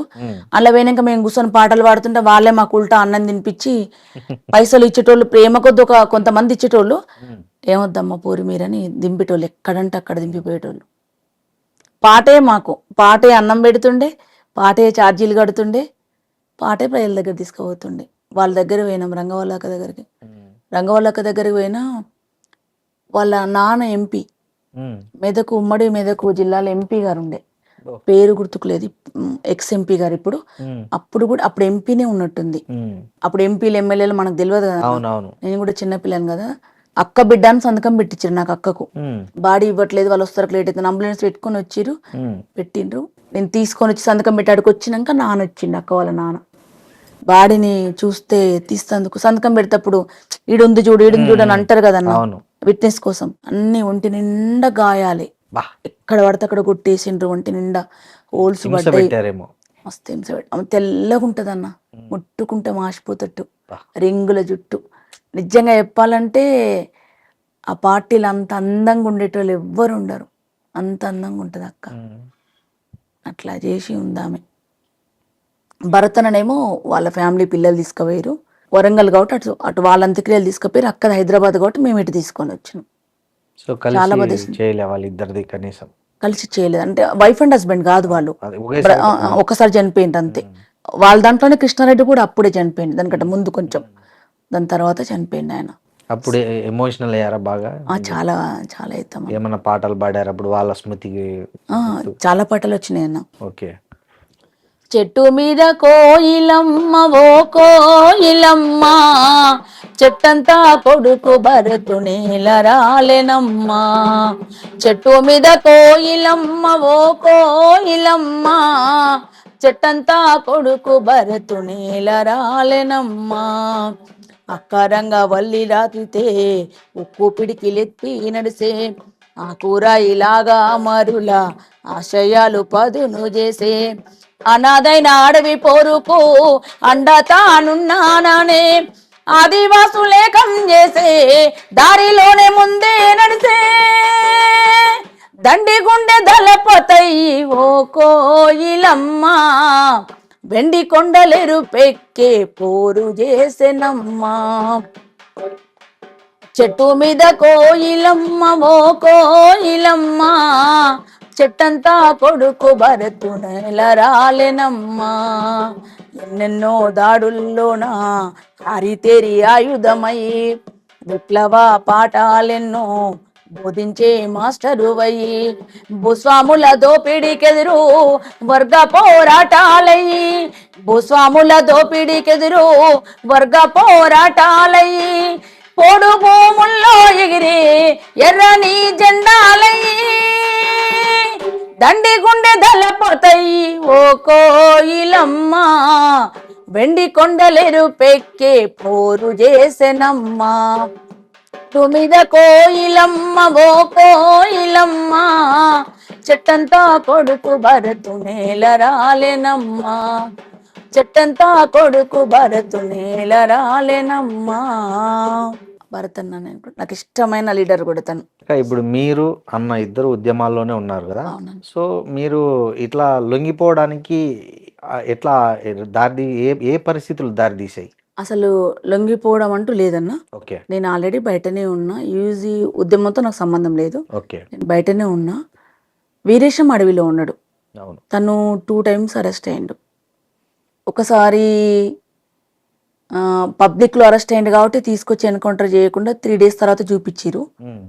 దాని తర్వాత 3.5-4 years తర్వాత మళ్ళీ విజయవాడ దగ్గర అక్కడ దొరికిండు, చౌరస్తా దగ్గర దొరికినప్పుడు తను మొత్తుకుని జీబుల నుంచి దునికి పండి బొర్లి, నేను ఇట్లా నక్సలైట్లు నన్ను పోలీసులు తీసుకుపోతారు, ఎన్కౌంటర్ చేస్తారు, నల్గొండ జిల్లా చెప్పమని గట్టిగా మొత్తుకొని అక్కడ ఎవరో వీడియో తీసి దానివల్ల తను బతుకు బయటపడ్డాడు. బయటకు వచ్చిండు. అరెస్ట్ అయిన తర్వాత 3 ఏళ్ళు జైల్లో ఉన్నాడు. మళ్ళీ ఆ జైలు తర్వాత ఇంటికి వచ్చి ఉన్నాడు. రోజు కండిషన్ బెయిల్ ఉంటుండే. 6 months అనుకుంటా నాకు తెలిసి, Guntur Rajahmundry 6 months up and down చేస్తుండే. రోజు వెహికల్ ఉంటే వెహికల్, ఇక్కడ నుంచి రోజు ఖచ్చితంగా పోవాల్సిందే. అక్కడ ఉంటే మళ్ళీ ఇంకో కొత్త కేసు పెట్టి ఏం చేస్తారని అదొక టెన్షన్. పోయి వస్తుండే, వచ్చి ఉన్నాడు. సెకండ్ టైం అరెస్ట్ అయినప్పుడు తెలంగాణ ఉద్యమం ఉవ్వెత్తున వస్తుంది. ఇంట్లో కండిషన్ బెయిల్కి పోయి వస్తుండే తను. ఉవ్వెత్తున వస్తున్నప్పుడు పార్టీ కూడా ఉన్నది, కొన్ని కండిషన్స్ ఉన్నాయి. ఆ కండిషన్స్ వల్ల కొన్ని ప్రాబ్లమ్స్ అయినాయి. ఉన్నమేంగా అప్పుడు కేసీఆర్ గారు పిలిచారు, రమ్మన్నారు. తెలంగాణ ఉద్యమంలో మీ భాగస్వామ్యం కావాలి, యాక్టివ్గా ఉంటారు కదా మీరు, రమ్మని అడిగిండు. ఆలోచించుకొని చెప్తా అన్నాడు. తర్వాత మళ్ళీ పిలిచిండు, పని చేస్తా అని చెప్పినాం. అప్పుడు వచ్చిండు తను. లొంగిపోవడం, సరెండర్ అవ్వడం, ఈ పార్లమెంట్ రాజకీయాలకు అప్పుడు వచ్చిండే. అక్క ఇప్పుడు మీకు నయీంకు ఏంటి అంటే, ఐ మీన్ ఎక్కడొచ్చాయి భేదాలు? ఆయన మీ వీరేశం అన్నను చంపడానికి చాలా ప్రయత్నాలు చేశాడు. అవును. సో ఎందుకు అతనికి మీ మీద అంత కక్ష ఎందుకు వచ్చింది? అతనికి మీకు అంత అసలు నయం అంటే ఎవరో తెలియదు అన్న. మీకు తెలియదు. మీరు ఉద్యమంలో ఉన్నప్పుడు అతను ఎక్కడ లేడు. తను వేరే పార్టీ, మావోయిస్ట్ పార్టీలో తను పనిచేసిండు. మేము జనశక్తి పార్టీ, వేరే 2 విప్లవోద్యమం వేరు పార్టీలు ఇవి. తను అక్కడ ఉన్నాడు. తనకి ఎందుకు అక్కడ వచ్చినాయో మనకు తెలియదు. వచ్చేసింది తను బయట. ఆయనకు మన గొడవ లేదు, మొహం చూసుకుంది లేదు, ఎవరో కూడా తెలియదు మాకు అసలు. నక్సలైట్ పార్టీలలో ఎవరు పనిచేయొద్దు, ప్రజల కోసం ఎవరు పనిచేయొద్దు. ఎందుకు పనిచేయొద్దు అంటే ఆయనకు భయం, ఆయన చంపుతారని. ఓహో. ఆయనకున్న ప్రాబ్లం వల్ల ఏంటంటే ఎవడు బయటకు వచ్చేదిగినా వీడు నాకు థ్రెట్ అని వాడు చంపుతాడు. లోపలుంటే ఆయనకేం భయం లేదు, బయటకు వస్తే చంపుతారని భయం, లేకపోతే సహకరిస్తారేమో, చంపేటోళ్ళకి ఏమైనా సహకరిస్తారని భయం. నాకు తెలిసి దానికోసమే అనుకుంటా చాలా భయపెట్టించిండు అన్న. ఓకే. అంటే ఎట్లాంటి థ్రెట్ ఫీల్ అయ్యారు మీరు ఆయన వల్ల? ఎలాంటి వచ్చాయి మీకు ఇన్సిడెంట్స్? నాకైతే వీరేశందేమో నాకు తెలియదు అన్న. నాకు మాత్రం ఒక్కసారి ఫోన్ వచ్చింది. ఏమని? జనరల్గా ఫోన్ చేసి పుష్పారెడ్డి నేను బాయ్ని మాట్లాడుతున్నా అన్నాడు. నన్ను ఎవ్వరు అట్లా పిలువరు. పుష్పారెడ్డి అని మిమ్మల్ని ఎవరు పిలువరు? కామన్ గా నన్ను ఎగతాళి చేసేది కూడా పిలువరు. మామూలుగా ఎవ్వరు పిలువరు. అట్లా పుష్పమ్మ అంటారు, అట్లనే అంటారు. అంటున్నారు ఎవరైనా, మరి ఎవరైనా అంటున్నారు ఏమో జోక్ గిట్లా అంటారు కదా అని నాకేం ఫీలింగ్ ఉందో అంటున్నాను అనుకున్నా. చెప్పండి అన్న అన్న నేను. అంటే నేను బాయ్ని అన్నాడు. ఏ బాయ్ అని అన్నా నేను. జనరల్ గా మనోళ్ళే చేస్తారని ఉద్దేశం ఉంటది కదా నాకు కూడా. అంటే నేను బాయ్ని అన్నాడు. చెప్పండి పుష్పారెడ్డి అంటే, బాయ్ అంటే నాకు తెలియదు చెప్పండి అన్న, నేను గుర్తుపట్టలేదు అని మంచి జోయల్గా మాట్లాడుతున్నాను నేను. నయీం బాయ్ని అన్నాడు. ఇంకా నాకు అసలు ఏం చేయాలనో అర్థం కాలే. నేను అంతకుముందే ఇంట్లో ఫోన్లు వచ్చుడు, వాడి వల్ల ప్రాబ్లమ్స్ అవ్వడు, ఇంట్లో అవన్నీ ఫేస్ చేస్తూనే ఉన్నాం. అంటే నేను చేయలేదు, తను చేస్తే నేను తన నుంచి టెన్షన్ తీసుకుంటున్నా. ఆయన ఏం చేస్తున్నాడో, ఈయనకి ఏమంటాడో నాకు ఏది తెలియదు, కానీ విని మాత్రం టెన్షన్. ఇప్పుడు కార్యకర్తలకు చెప్పలేం ఇట్లా థ్రెటన్ ఉందని, వాళ్ళ నుంచి ప్రాబ్లం, వాళ్ళు ఇంకా భయభ్రాంతులకు గురవుతారు. మేము కడుపులో పెట్టుకుని ఎన్ని రోజులు ఉండలేం, అయినా ఫేస్ చేస్తున్నాం. కానీ కేసీఆర్ గారు తెలుసు, చెప్పినాం. ఉంటే నేను చెప్పినట్టు వినకపోతే ఆయనది బాధ ఏంటంటే నల్గొండల గణపతిని పెట్టిరు. నాకు అప్పటి వరకు ప్రకాశం బజార్లో పెట్టే గణపతిని నయీం పెడతారని తెలియదు నాకు. ఓహో, అతను గణపతి విగ్రహాలు కూడా పెట్టిస్తాడు. ఆడొక్క ప్రకాశం బజార్లో పెట్టే విగ్రహాన్ని పెట్టేది. ఎందుకు అతనికి ఆ విగ్రహానికి ఏంటి సంబంధం? అక్కడ కొంతమంది ముస్లిమ్స్ ఉంటారు, మరి క్యాచ్ చేసుకోవడానిక, తన వెనకాల కూడా కొంతమంది హిందూ పిల్లలు ఉన్నారు కదా వాడుకోవడానికి, వాళ్ళు పెట్టేదా ఆధిపత్యం కోసం పెట్టిండో ఎందుకు పెట్టిండో తెలియదు నాకు. నాకు అప్పటి వరకు ఆయన గణపతులు పెట్టిస్తుందని తెలియదు. వినలేదు. ఆడ గణపతి పెట్టిస్తుండే, దానికి బొమ్మని ఫోర్స్ మమ్మల్ని. మేము ఎన్నడూ పోదానికి ఎందుకు పోతాం, మా కాన్స్టిట్యున్సీలో మేము తిరుగుతాం, మా కాన్స్టిట్యున్సీ కాదు కదా అని మా వర్షన్. పోలేదని నాతో నా డిస్కషన్ ఏం చేయలే, కానీ ఆయన ఉద్దేశం అక్కడికి పోతే మర్డర్ ప్లాన్ చేశారా? అక్కడికి పోతే ఇంకా దాని గురించి మనకు తెలియదు కదా. నాది వీరేశంగా ఆయనకు మాత్రమే తెలుసు. వీరేశంను పొమ్మనమని, పోకపోతే బాగుండదని నేను చెప్తే వింటలేడని, నేను పోను అంటున్నాడని, నువ్వు చెప్పమని అని. నేను ఎట్లా చెప్తా, తన అభిప్రాయం తనది కదా అన్న, నేను ఎట్లా చెప్తాను నేనన్నా. చెప్పాలని అన్నాడు. నేను చెప్పలేను అని చెప్పిన. నేను కూడా మస్తు గట్టిగా ఉండేదాన్ని అప్పుడు. భయపడ్డా కానీ నార్మల్ కొంచెం గ్యాప్ వస్తే భయపడదాను, కానీ నేను ఎందుకో అప్పుడైతే భయపడలేదు. అంతకుముందు వీరేశం చెప్తే భయపడ్డా, చాలా భయపడ్డా. మీ బాబు ఇప్పుడు స్లేట్ స్కూల్లో ఉన్నాడు హైదరాబాద్లో. ఇప్పుడు 12:30 అవుతుంది కదా, ఆటో ఎక్కుతాడు సెకండ్ సాటర్డే. వాడు ఔటర్ రింగ్ రోడ్ మీద లారీ కింద ఉంటాడు. బాబు ఇప్పుడు ఆటో ఎక్కుతున్నారు అని.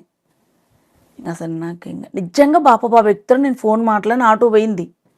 నాకు అసలు ఈ ఇంట్లోనే ఉన్నా, ఈ పక్కింట్లో ఉంటాడు అప్పుడు మేము. నాకు ఏం చేయాలో అర్థం కాలే, భయం అవుతుంది. చెప్పైతే చూస్తా అని చెప్పిన. చూడరు, చాలా మంది చచ్చిపోయారు ఔటర్ రింగ్ రోడ్ మీద. రేపు నీ కొడుకు చచ్చిపోయిందని కూడా వస్తున్నారు.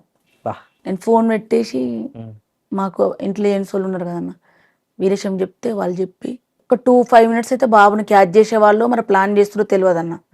అక్కడైతే ఉన్నారు మనుషులు ఉన్నారు. సో మీ మనుషులు అక్కడికి వెళ్ళిపోయారు, అంత లోపల వెళ్ళిపోయినరు. బాబుని ఆటో ఎక్కియకుండా కారు ఎక్కిచ్చి ఈ దారి కాకుండా దారి తీసుకొని వచ్చారు. ఇక ఇంకా నరకం ఎట్లుంటది అన్న. మమ్మల్ని చంపితే ఏం కాదు, అంటే మేమేదో పిల్లల్ని వేసుకొని బండిలో తిరుగుతాం. పిల్లలు అక్కడ ఉంటారు, మేము ఇక్కడ ఉన్నాం. వాళ్ళకి ఏమవుతుందో మాకు తెలియదు. ముసలి తల్లిదండ్రులు, మా అమ్మ నాన్న ఉంటారు వాళ్ళ కాడ. వాళ్ళకి పిల్లలకు చెప్పలేము, వాళ్ళకి ఏం తెలియదు, చిన్నపిల్లలు వాళ్ళు. ఆ నరకం పగోని కూడా రావద్దన్న. ఎన్ని రోజు 1.5 సంవత్సరంన్నర ఒకరోజు ఇంటికి వచ్చిర్రు అటాక్ చేయడానికి. మీ మీద? వీరేశం మీద అనుకుంటా, నా మీద కాదనుకుంటా. బురకా వేసుకొని వచ్చిండ్రు, మాట్లాడుతున్నారు. విజిటర్స్ అందరు వెళ్ళిపోయినరు, వీరేశం లేడు. వీరేశం రాడు అని చెప్పిన. ఏం ఆన్సర్ చెప్తలేరు. అయితే హిందీలో చెప్పిన, ఇద్దరు నయ్యే బాయ్ సాబ్ అని చెప్పిన. చెప్తే మాట్లాడిండ్రు హిందీలో, కానీ ఇట్లా ట్రాన్స్లేట్ చేసే దాంట్లో తేడా వస్తుంది వాయిస్. నార్త్ ఇండియన్స్ లేదు అబ్బాయి మాట్లాడితే ఎట్లా వచ్చింది. ఓకే. నేను ఇంకా లోపలికి వచ్చి వీరేశం ఫోన్ కొట్టిన, ఇట్లా వచ్చింది ఏం చేయాలని అర్థం కావట్లేదంటే, నువ్వు కామ్గుండు అన్నాడు. నేను చూసుకుంటా, నువ్వు కామ్గుండమంటే నాకు ఆగుతలేదు, కొంచెం ఎక్కువనే ఉంటుండే అప్పుడు, గట్టి కోపం ఉంటుండే. బయటకు వచ్చి చూసిన ఏం చేస్తున్నా, ఇట్లా కాలు వేసుకున్నాను. ఈ కాళ్ళకు జెంట్స్ చెప్పులు ఉన్నాయి, బురకా వేసుకున్నా ఇద్దరికి. అసలు ఎవరు మీరు, ఎందుకు వచ్చినాను గట్టిగాని ఏమడి పడ్డాం. టౌన్లోకి మూల దాకా పోసరికి ఆ రోజు ఆదివారం అంగట్లో కలిసిరు. వచ్చినాక ఫుల్ తిట్లు. వాళ్ళ దగ్గర వెపన్స్ ఉన్నాయి, నీ దగ్గర ఏం లేవు, ఎందుకు వాళ్ళు ఎమ్మడి పడ్డావు అని. వాళ్ళు షూట్ చేసినా మేము చచ్చిపోయేటోళ్ళం. కాకపోతే ఏంటంటే వాళ్ళ ఉద్దేశంలో నన్ను కాదు వచ్చింది, వీరేశం కోసం వచ్చిరు వాళ్ళు, అందుకే వెళ్ళిపోయారు. ఎన్నిసార్లు తప్పించుకుంటాడు వీరేశం అన్న ఇట్లాంటి ప్లాన్లు? అస్సలు చెప్పడన్నా. చెప్పడా? భయపడతారనే అస్సలు చెప్పడు, అట్లాంటివి ఎప్పుడు చెప్పడు. నాకు తెలిసినా, నేను ప్రత్యక్షంగా అనుభవించిన ఈ 2. ఇంకా మిగతా ఎన్నిసార్లు ఉండో తెలియదు. ఆయనకి ఎన్ని వచ్చినాయి, ఏమొచ్చినాయి ఏది తెలియదు. జాగ్రత్తగా ఉండమని చెప్పేటోడు. ఎవరికి ఏమైనా ఒకరు ఉంటామని అనేటోడు, అంతే, ఇంకేమనేటోడు కాదు. పిల్లలకు తెలుసా ఇదంతా, ఈ ట్రామా అంతా? తెలియదు, ఏది తెలియదు పిల్లలకి. వాళ్ళ నాన్న ఇంత పెద్ద లీడర్ అని కూడా ఇప్పుడిప్పుడే తెలుసు వాళ్ళకు. అసలు ఏం తెలియదు, ఏం చెప్పాం. అన్నిటికీ దూరంగా పెంచారు. దూరంగా ఏం పెంచలేదు, పార్టీకి ప్రజలందరితో ఉన్నాయి. కానీ ఈ థ్రెటన్ ఉన్న విషయాలు ఇవన్నీ ఎప్పుడు చెప్పాము, ఇప్పుడు కూడా చెప్పాము వాళ్ళకు. ఇప్పుడు వాళ్ళు పెద్దగా అయిండ్రు, వాళ్ళు కూడా రాజకీయాల్లోకి వస్తుంటారు కాబట్టి వాళ్ళకి అర్థమవుతుంది, కానీ ఏం చెప్పాం మనం, ఇంట్లో ఉన్న వాళ్ళకే చెప్పాం. నయీం నుంచి ఒక్కసారే ఫోన్ వచ్చింది, మళ్ళీ రాలేదు ఎప్పుడు? నాకైతే రాలేదన్న, నాకైతే రాలేదు ఒక్కసారి. అప్పట్లో కొంతమంది పోలీసులు కూడా నయీంకు తరఫునే పనిచేశారు అనేది కూడా ఉంది. యాక్చువల్ గా పూర్తిగా ఉన్నారన్న. వాళ్ళ అండర్లో డీజీపీ అండర్లోనే ఉన్నాడు, రాష్ట్ర డీజీపీ అండర్లోనే ఉన్నాడు. సాంబశివుడు మీటింగ్ పోతుంటే వచ్చిండ్రు, కాకపోతే ఫోన్ కాదు అది, మనుషులే వచ్చి వెహికల్ ఆపిరు. నా వెహికల్, మీటింగ్కి వెళ్ళొద్దు మీరు, వెళ్తే చచ్చిపోతారని. చంపుతారు, ఆడికి వచ్చి చచ్చిపోయినాను కంటే ఎక్కువ అని పోయినాం. అండ్ ఒక పెద్ద ఫోటో ఉంటుండే సాంబశివుడు అన్నది. వాళ్ళు ఎంత భయపడుతున్నారో ఏమొచ్చినా మనకు తెలియదు, కానీ ఎవరి కడుపులో వాళ్ళకే ఉంటది. పెద్ద కటౌట్ తెచ్చిరు అన్నది, సాంబశివుడు అన్నది పెద్దది, స్టేజ్ మీద అది పెడుతున్నారు. వీడు, నేను, ఇంకొక 2-3 అమ్మాయిలు ఉంటుండే. అది పక్కకుంటే నాకు అస్సలు నచ్చట్లేదు, పని తీరక పెట్టలేరేమో నేను అనుకుంటున్నా. ఆ ఫోన్ల వల్ల టెన్షన్ వల్ల పెట్టలేదని నాకు తర్వాత తెలిసింది. నేను తీసుకొచ్చి పిల్లలందరం కలిసి దానికి ఇట్లా స్టేజ్కి ఇట్లా స్ట్రైట్ గా 2 ఇటుపక్క తెచ్చిర్రు. కష్టపడి లేపుకొచ్చి స్టేజ్కి పెట్టినాం. పైన పెట్టంగానే వచ్చిర్రు మనుషులు నా కాడికి. అది నీ చేతులతో నువ్వు కింద పడేస్తా తప్ప ఈ వెలిగొండ వదిలిపెట్టి వెళ్ళిపోవు, చచ్చిపోతే ఇట్లాంటి మీటింగ్ నాకు కూడా పెడతారు, ఏం కాదు పో అని అన్నా. పోయింటిగా వాళ్ళు మనుషులు అంటే అక్కడ ఉన్నారు మనుషులు, నయీం మనుషులు మొత్తం అన్న పూర్తిగా. సాంబశివుడు చనిపోయిన మీటింగ్ 2 సభల దాకా ఉన్నారు, పూర్తిగా ఉన్నారు. అసలు సాంబశివుణ్ణి చంపాల్సిన అవసరం నయీంకి ఎందుకు వచ్చింది? ఎవరు ప్రజల కోసం పనిచేస్తే వాళ్ళకి ఎవరు థ్రెట్ అనిపిస్తే వాళ్ళు చచ్చిపోవాలి. ఓకే, ఆయన లొంగిపోయి ఆయన ఏదో జనజీవన స్రవంతిలో కలిశాడు కదా. కలిసిన వాళ్ళనే చూస్తేనే భయం అన్న వాళ్ళకు. అదేలే, మేమే చచ్చిపోయి వచ్చినాం ఆల్రెడీ, సచిన పావులం మేము. ఈ సచిన పావులం చూస్తే కూడా ఆయనకు భయం సంపుతారని. అంత భయస్తుడు, పెద్ద గ్యాంగ్ లీడర్.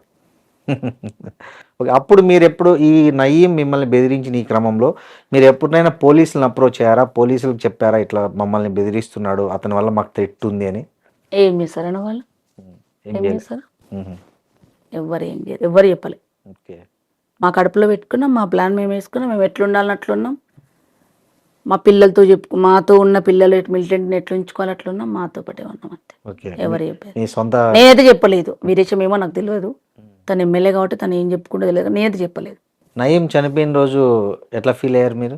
మస్తు ఫీల్ అయినా, అంటే చాలా హ్యాపీగా ఫీల్ అయినా. ఓకే, అవుతాం కదన్న, చాలా మందిని చంపిండు కదా. సెలబ్రేషన్ సెలబ్రేషన్స్ ఏముండన్న, మనిషి చచ్చిపోతే సెలబ్రేషన్స్ ఏముంటాయి అన్న? అంటే అట్లా బాధించబడ్డ వాళ్ళు, బాధపడ్డ వాళ్ళు కొద్దిసేపు మ్మ్. పోయిందిలే, ఉన్న వాళ్ళు ఎవరైనా ఫ్రీగా ఉంటారని అనుకుంటాం తప్ప మ్మ్. మనుషులు చచ్చిపోతే సెలబ్రేషన్ చేసుకున్నంత చెడ్డ బుద్ధి చాలా చెడ్డదన్నది. ఏ పోలీసులు అయితే నయీంని ఎంకరేజ్ చేశారనే జనం అంతా మీలాంటి ఉద్యమం నుంచి వచ్చిన వాళ్ళు అంటారో, అదే పోలీసులు మళ్ళీ నయీంను కాల్చి చంపడానికి రీజన్ ఏమై ఉంటుంది అనుకుంటున్నారు మీరు? ఏ ప్రభుత్వం ఉంటే ఆ ప్రభుత్వ అధికారులు, ఆ ప్రభుత్వ పెద్దలు ఏది చెప్తే అది పనిచేయడం. ఓకే, ఇది పోలీసు వాళ్ళకి నచ్చకపోవచ్చు నేను అనుకుంటున్నాను, ఎందుకంటే అదే పోలీసులు అప్పుడు కాపలాగా ఉన్నారు, అవును. అదే పోలీసులు చంపేసిండ్రు. మ్మ్. కాబట్టి పోలీసు వాళ్ళ కోసం ఉద్యోగం చేసుకునే పోలీసు వాళ్ళది ప్రాబ్లం ఉండదు. వాళ్ళ వెనకాల ఉండి ఎవరైతే ఉంటారో వాళ్ళకి ఏం అవసరం ఉందో, రాజకీయ పెద్దలకి ఏం అవసరాలనో ఆ అవసరాల తగ్గట్టు ఈ పోలీస్ వ్యవస్థను యూజ్ చేసుకుంటారు. అంటే నయీంను చంపాల్సిన అవసరం అప్పుడు ఎవరికి ఉండదు జనరల్గా?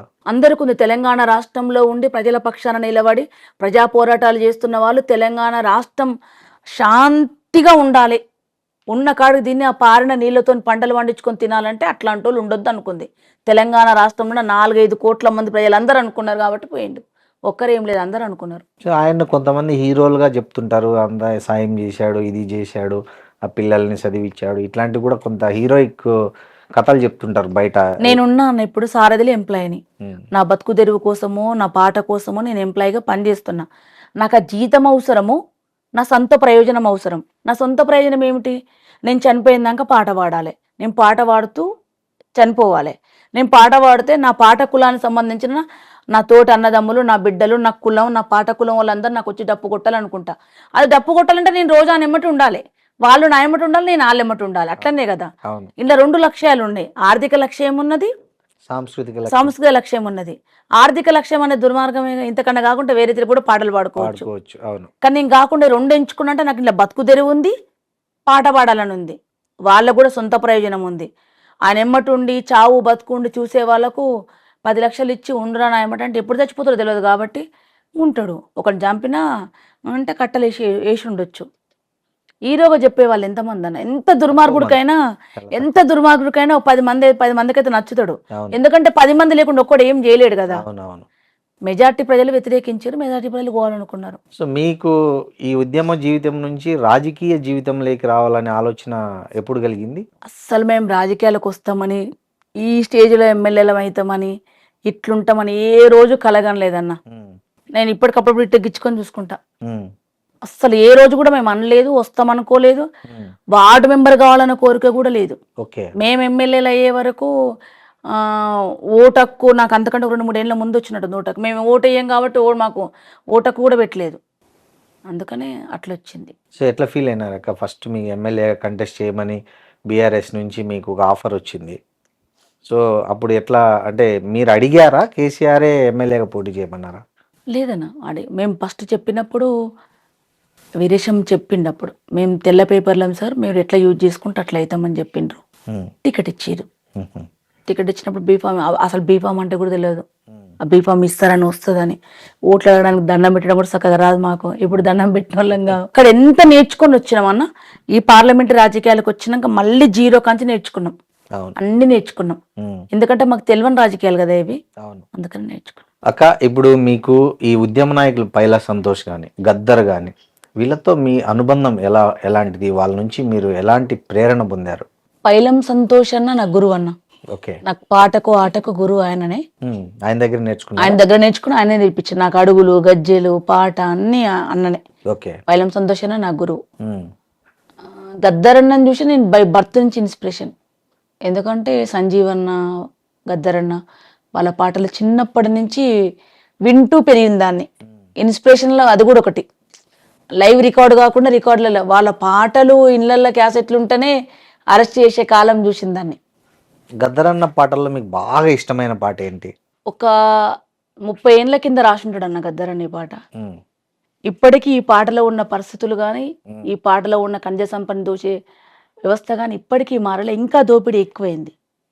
గద్దరన్న అప్పుడే ఊహించి రాసిండు. తను లేకపోయినా ఈ పాట బతుకుంది. అందుకే చరిత్రల పాట, మనం చెప్పిన మాటలు, ప్రజల కోసం చెప్పింది ఎప్పటికీ బతికే ఉంటాయి అవి. దానికి నిదర్శనం గద్దరన్న పాట. భారతదేశం భాగ్యసీమరా, సకల సంపదల కొదవలేదురా, బందరు పంటల భూములున్నాయి, సావు ఎరగని జీవనదులురా, సావు ఎరగని జీవనదులు, సావు ఎరగని ఏ అంగట్లోన అన్ని ఉన్నాయి, అల్లుని నోట్లో శని ఉన్నట్లు, అల్లుని నోట్లో శని ఉన్నట్లు, అట్లు సకల సంపదలు గల్ల దేశమున దరిద్రం ఎట్లుందో నాయన, దరిద్రం ఎట్లుందో నాయన, సకల సంపదలు గల్ల దేశమున దరిద్రం ఎట్లుందో నాయన, అన్నిటి గల్ల మన దేశములోన అవినీతెందుకు పెరిగిపోయరా, నిరుద్యోగులు నిరాశ చెంది ఉరితాడెందుకు బిగించుకుండ్రు, తల్లులు అమ్మలు అక్కలు చెల్లెలు మానాలెందుకు అమ్ముకున్నారు, ఉన్నారు ఈ అవినీతికి మూలమేమిటో ఆలకించరండో నాయన, ఆలకించరండో నాయన, ఆయన భారతదేశం భాగ్యసీమరా, సకల సంపదల కొదవలేదురా, బంగారు పంటల భూములున్నాయి, సావు ఎరగని జీవనదులురా, అంగట్లోన అన్ని ఉన్నాయి, అల్లుని నోట్లో శని ఉన్నట్టు, నట్టు 170 పైగా జనులు భూమి నమ్ముకొని బతుకుతున్నారు, దున్నెవానికే దుక్కి లేదురా, కూలి జనులకే కూడు లేదురా, భూ సంస్కరణలు బూటకమ్మురా, ఏలేటోళ్ళ నాటకమ్మురా, రైతు దేశమున రైతు బిడ్డకే భూమి లేదు ఎట్లో నాయన,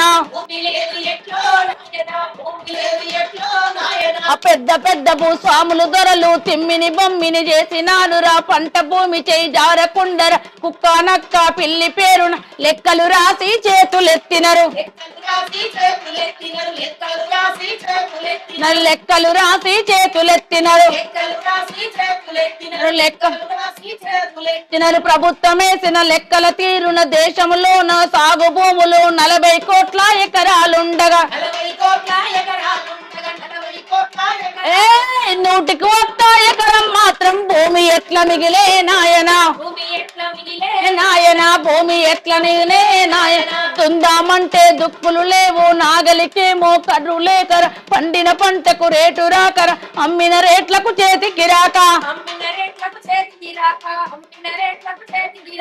ధన భూస్వాముల కాళ్ళ కిందరా నలిగి నలిగి నాశనమైపోయి నగిలిపోయిన రైతు లోకమే, బతుకు ఎల్లక బతుకుతున్నారు, బతకలేని ఈ రైతు లోకమే, పిడికిల్లెత్తి తిరుగుబాటురా, టాటా బిర్లా ఆస్తుపాస్తులు కోట్ల మీద కొట్లెక్కుతున్న ఈ రోజుకు పేదరికమేమో పెరిగి పెరిగి చుక్కల్ల చేరరా, రెక్కలమ్ముకొని డొక్కలమ్ముకొని కండలమ్ముకొని పిండి చేసిన తమ నెత్తురు పిండిన రాసులు పోసిన, ఒక్కన ఊపిరిలో కార్మిక లోకం కత్తి నూరుతుందో నాయన, నా భారతదేశం భాగ్యసీమరా, సకల సంపదలు కొదవలేదురా, బంగారు పంటల భూములున్నాయి, సావు ఎరగని జీవనదురురా, అంగట్లోన అన్ని ఉన్నాయి, అల్లుని నోట్లో శని ఉన్నట్టు, అట్లు సకల సంపదలు దేశమున దరిద్రం ఎట్లుందో నాయన, టాటా బిర్లకు, ఈరోజు ఆదాని అంబానీలకు పచ్చని అడవిని, ఈ సంస్కృతి సాంప్రదాయాలకు మూలమైన ఆదివాసి బిడ్డలని, మన భారతదేశ మూలవాసులైన ఆదివాసుల బిడ్డల్ని అడవి నుంచి తరిమేయడానికి జరుగుతున్న కుట్రని ఒక కళాకారునిగా నేను వ్యతిరేకిస్తున్నా. ఆపరేషన్ కగార్.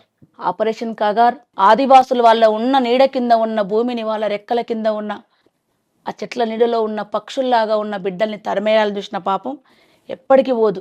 కర్మ బ్యాక్ అంటారు కదా, వాళ్ళకి వస్తుంది, ఎప్పటికో ఒక రోజు వాళ్ళ కర్మ బ్యాక్ వస్తుంది. మీరు హిడ్మా ఎన్కౌంటర్ గురించి విన్నారు కదా, ఏమనిపించింది, ఎట్లా అనిపించింది మీకు? బాధ అనిపించింది, చాలా బాధ వేసింది అన్న. మళ్ళా మాట్లాడితే అర్బన్ నక్సలైట్లు అంటారేమో, నాకైతే నా అభిప్రాయం మరో భగత్ సింగ్. నేను భగత్ సింగ్ని చూడలేదు, చరిత్ర చదువుకున్న మనమందరం, కానీ భారతదేశానికి మరో భగత్ సింగ్. బట్టలు లేని, ఒంటి నిండా ఒక గుడ్డ పేలిక కూడా లేని ఆదివాసి బిడ్డ, అడవిలో ఉన్న ఆదివాసుల నుంచి పట్టణంలో ఉన్న ఒక ఆడబిడ్డ వరకు రక్షణ కావాలని, వాళ్ళ ఒంటి మీద బట్టలు ఉండాలని, తినడానికి తిండి ఉండాలని, ఆత్మరక్షణ కోసం జరిగే పోరాటంలో అమరులైనరు. ఇప్పుడు చంపేసిన వాళ్ళని చంపేసిరు ఇది అది అంటున్నారు కదన్నా. నా అభిప్రాయం ఏంటంటే, భారత రాజ్యాంగంలోనే రాసి ఉన్నది ఏమని, ఎవరికైనా ఆత్మరక్షణ సమస్య వస్తే, వాళ్ళు బతకలేని సమస్య వస్తే, వాళ్ళు సెక్యూర్డ్గా లేని వాళ్ళు, ఏ జాతి, ఏ కులం, ఏ మతం వాళ్ళైనా, మనిషికి సమస్య వస్తే వాళ్లకు ఆయుధాన్ని ప్రభుత్వమే ఇచ్చి రక్షణగా ఉండి వాళ్ళని కాపాడాలని ఉన్నది. మీరు సమస్య లేకుండా చేయండి. అవును, తిండి లేని, గూడ లేని, గుడిసె లేని ఈ ప్రజలు లేకుండా మీరు చేయండి, ఏ పోరాటం రాదు. ఇవన్నీ ఉండినా ఐటి కోసం అడగొద్దంటే ఆకలినాడు ఖచ్చితంగా అన్నం అడుగుతాడన్నా. ఎందుకు అడగడు? అడగడా? మీరు నన్ను కొడితే నేను తిరగబడనా? ఖచ్చితంగా. ప్రశ్నించే వాళ్ళని మీరు ఇంకేదో పేర్లు పెడితే అవుతారు, బరాబర్ అవుతారు. నాలంటి వాళ్ళు అవుతారు, ఇంకొకరు అవుతారు. ఒక పక్క దేశం దోపిడీ చేస్తున్న వాళ్ళని వదిలేసి, తర్వాత డ్రగ్స్ అమ్మే వాళ్ళని వదిలేసి, వేల కోట్ల రూపాయలు రాజకీయాల పేరుతో ప్రజాధనం దోచుకున్న రాజకీయ నాయకులకు ఎలాంటి శిక్షలు పడకుండా వాళ్ళని ఫ్రీగా వదిలేసి, ఒకవైపు ఇట్లా హిడ్మా లాంటి ఏదైతే మూల వాసుల హక్కుల కోసం పోరాడే వాళ్ళను చంపడం అనేది ఘోరం. పిల్లలకు స్కూళ్ళలో డ్రగ్ ఇస్తున్నారు, చాక్లెట్ ఇస్తున్నారు, గంజా ఇస్తున్నారు. అది అరికట్టండి భారతదేశంలో. వాటి గురించి మాట్లాడండి. చట్టవిరుద్ధమైన చర్యలు చేస్తే తీసుకొచ్చి జైల్లో పెట్టండి. చంపే హక్కు మనకి ఎవరికి లేదు, వీళ్ళకు లేదు, వాళ్ళకు లేదు, ఎవరికి లేదు. ఎవరు చంపుకునే హక్కులు లేవు. రాజకీయాలతో నేను ఏకీభవించకపోయినా, నేను ఆ రాజకీయాల్లో లేకపోయినా ఒకరిని చంపే హక్కు లేదు. మీరు ఎప్పుడైనా మీ ఆ టైంలో కలిసారా మీరు కానీ, వీరేశం అన్న కానీ? నాకు వీరేశం గారు ఎవరు కలవలేదన్న, మాకు తెలియదు. వినడమే. ఇప్పుడు పేపర్లో మీరందరూ ఎట్లుంటారు, మేము గట్లే వింటున్నాం. మీరు ఎట్లా చదువుతున్నారు, మేము కూడా అట్లనే. హిడ్మా తల్లికి మీరేమన్నా చెప్తారా ఓదార్పు మాట? ఆమె చెప్పేంత పెద్ద ఆమె నేను కాదన్న. చాలా బాధ అనిపిస్తుంది ఆమెను చూసి, చాలా బాధ. అంత పెద్ద నాయకుడి కుటుంబము ఇవాళ కట్టుబట్టలు లేని పరిస్థితి. అది కావాలని పోయిన వాళ్ళకి వాటి గురించి ఏం ఆలోచించారన్న. గొప్ప తల్లి, గొప్ప తల్లి. భారతదేశం రక్షణ కోసం ఒక బిడ్డను కన్న తల్లి. ఈ నక్సలైట్లు అంతరించిపోవడం వల్ల దేశానికి మేలు జరుగుతుందంటారా? నన్ను నిర్కీయకూరన్న మీరు. నేను ఆ రాజకీయాలతో లేను, నాకు సంబంధం లేదు. నేను అనుకోవడం ఏంటంటన్నా, అది ఏ రూపంలో వచ్చినా, ఏ జెండా పట్టుకున్నా, ఏ వ్యతిరేక పోరాటం వచ్చినా, సమస్యలు ఉన్నన్ని రోజులు తిరుగుబాటు జెండా వస్తుంది. అది ఎర్రది వస్తుందా, పచ్చది వస్తుందా, 3 రంగులు వస్తుందా, నీలి రంగు జెండా వస్తుందా, జేబీఎం అంటారా, ఇంకోటి అంటారా, తర్వాత అంశం. సమస్యలు ఉన్నంతసేపు, అణచివేసినంతసేపు, అణగారిన బిడ్డల సమస్యలు తీరనంతసేపు, తినడానికి తిండి, ఉండడానికి గూడు, కట్టుకోవడానికి బట్ట లేనంతసేపు ఖచ్చితంగా ఈ తిరుగుబాటు పోరాటాలు వస్తూనే ఉంటాయి. చాలా చరిత్రలు చూసినాం మనం, చాలా చదువుకున్నాం. 6th క్లాస్ కాంచి చరిత్రలు చదువుకుంటూనే వచ్చినాం. ఎన్ని తిరుగుబాట్లు వస్తే, ఎంత పోయింది, మళ్ళీ ఎప్పుడు దండెత్తిరు, మళ్ళీ ఎప్పుడు వచ్చిరు, అవన్నీ వస్తూనే ఉంటాయి. గద్దరన్నతో మీకు చాలా ప్రత్యేక అనుబంధం. ఆయన చనిపోయినప్పుడు మీరు చాలా ఎమోషనల్గా ఫీల్ అయ్యారు. ఏమనిపించింది ఆయన చూసి, ఆ వాతావరణం చూసినప్పుడు? మీరు బతుకుంటే బాగుండు. ఒక తరం వెళ్ళిపోయిందన్న, మా ముందు తరం వెళ్ళిపోయింది. వాళ్ళు గజ్జెట్లు కట్టుకురో చూసి కట్టుకున్న వాళ్ళం, గొంగడెట్లు వేసుకురో. మీరు బయట ప్రపంచంలో చాలామంది ఆమె చీర బాగా కట్టుకుంది, ఈమె డ్రెస్ బాగా వేసుకుంది, ఈమె నగలు బాగా వేసుకుందని ఇంప్రెస్ అయ్యి చేస్తారు కదా. అవును, మేము కూడా వాళ్ళని చూసి ఇంప్రెస్ అయిన వాళ్ళం. గొడెట్లు వేసుకోవాలి, చీర ఎట్లా కట్టుకోవాలి, గోష్ ఎట్లా కట్టుకోవాలి, గజ్జలు ఎట్లా, ఆవభావాలు గద్దరని ఎట్లా చూపిస్తుండు, ప్రజల్ని ఎట్లా మెప్పిస్తుండు. ఓ అంటేనే ఓ 60 లక్షల మంది కూర్చున్నారు. ఆ పదానికి కూడా అంత వాల్యూ ఉన్నది. ఇట్లా ఎత్తుకుంటే కూడా ఒకటి ఉన్నది, ఇట్లా లేపుతా కూడా ఒకటి ఉన్నది. జెండా పట్టుకుంటున్నది, కర్ర పట్టుకుంటున్నది, ప్రతి ఒక్కటి నేర్చుకున్నామన్నా. ఎంత హావభావాలు చూపిస్తున్నాడు, ఎట్లా యాక్షన్ చేస్తున్నాడు. కళ ఉంటుంది ప్రతి కళాకారునికి. నాకైతే ఉంటుండే. నేను చాలా వేదికలలో వాడిన, నన్ను ముసలమ్మ అని పిలిచేటోడు. నేను బొంబాయి పాటకు యాక్షన్ చేసేదాన్ని కదా, వైలం సంతోషన్న పాట కన్నా. అది పాడినప్పుడు కళ్యాణరామ్ సార్, గద్దరన్న నన్ను బక్కమ్మ, ముసలమ్మ అని పిలిచేటోళ్ళు. వాళ్ళ కుటుంబ సభ్యులు, మా కుటుంబ సభ్యులు మాతో ఎవరు లేరన్న. మేమే కలిసి బతికినాం, మేమే ఉన్నాం కదా. ఆ పాట ఒకసారి పాడతారా? అన్నకు జోహార్లు తెలియజేస్తూ, కళాకారుడు ఎవరు బతుకుంటారో లేదో, చరిత్రహీనులు ఎట్లా ఉంటారో చరిత్రలో కళాకారుడు, పాటగాడు మాత్రం ఎప్పటికి బతుకుంటాడు అన్నాడు. ఏ రంగంలో ఉండని, ఇక్కడ ఉండనివ్వండి, బతుకుంటాడు. ఒండు పైలంగుండు అమ్మ మాయమ్మ, తల్లి పైలంగుండు అమ్మ మాయమ్మ,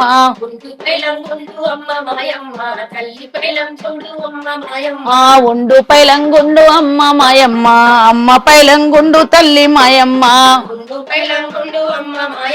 బతుకు తెరువు కాని అమ్మ మాయమ్మ, బొంబాయి పోతున్న తల్లి మాయమ్మ, చేతగా నీ దాన్ని కొడుక మల్లయ్య, ముసలి పానము నాది బిడ్డ మల్లయ్య, కడపలో పడి సుఖము కాశీలో దొరకదు, ఈ ఏడు కరువు వస్తే వచ్చేడు చూద్దాము, బతుకు తెరువు కాని అమ్మ మాయమ్మ, బొంబాయి పోతున్న తల్లి మాయమ్మ, బతుకు తెరువు కాని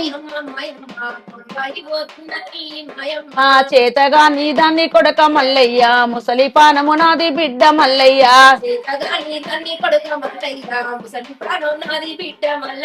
కడపలో పడి సుఖము కాశీలో దొరకదు, ఈ ఏడు కరువు వస్తే వచ్చేడు చూద్దాము, నన్నిడిసిపోవద్దు కొడక మల్లయ్య, ఊరిడిసిపోవద్దు బిడ్డ మల్లయ్య, ఆ బోరు నీళ్లు వస్తే బదులుగా కాదాయ, కారు కొముడు సార్లు కాలింది మోటారు, బాకి తెచ్చి పెడితే బోకే చేతికొచ్చే, కరువు వచ్చే వరిపిచ్చే అమ్మ మాయమ్మ, ఎడబాసే రోజొచ్చే తల్లి మాయమ్మ,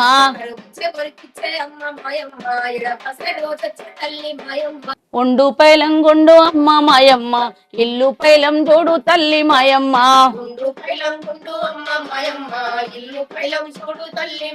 మా ఉండు పైలంగుండు అమ్మ మాయమ్మ, ఇల్లు పైలం చూడు అమ్మ మాయమ్మ,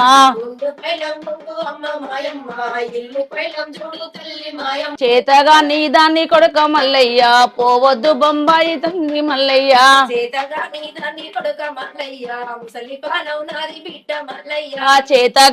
దాన్ని కొడుక మల్లయ్య, ముసలి పానము నాది బిడ్డ మల్లయ్య,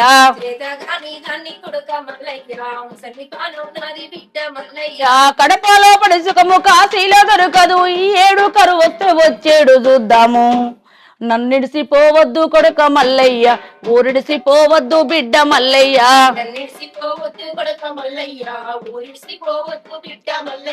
బోరు నీళ్లు వస్తే బదుడు దాటాదాయే, కారు కొమ్ముడు సార్లు కాలింది మోటారు, బాకి తెచ్చి పెడితే బోకే చేతికొచ్చే, కరువు వచ్చే వరిపిచ్చే అమ్మ మాయమ్మ, ఎడబాసే రోజొచ్చే తల్లి మాయమ్మ,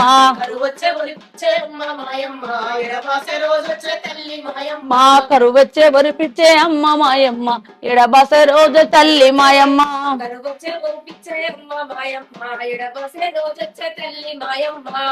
మీ ఒక తరం వెళ్ళిపోయింది, మీ ముందు తరం, మీ తరం ఉంది ఇప్పుడు. ఈ వచ్చే తరం ఈ వారసత్వాన్ని, సాంస్కృతిక వారసత్వాన్ని, ప్రజా విప్లవ గేయాలను కొనసాగించే తరం ఒకటి తయారవుతుందా మీ సారథ్యంలో? తెలంగాణ సాంస్కృతిక శాఖ సారథ్యంలో? తెలంగాణ సాంస్కృతిక సారథ్యంలో పాటను బతికించడానికి ప్రభుత్వం తీసుకొస్తున్న ప్రభుత్వ పథకాలని అది ప్రజల్లోకి తీసేయడం. మనందరూ తెలిసిందన్న పాట చాలా విలువైనది. అది పాటను బంధు చేస్తే తూటాలై వేలుతాం, ఆటను బంధు చేస్తే ఆటం బాంబులైతము, పాటను బంధు చేస్తే తూటాలై వేలుతాం, పాటను బంధు చేస్తే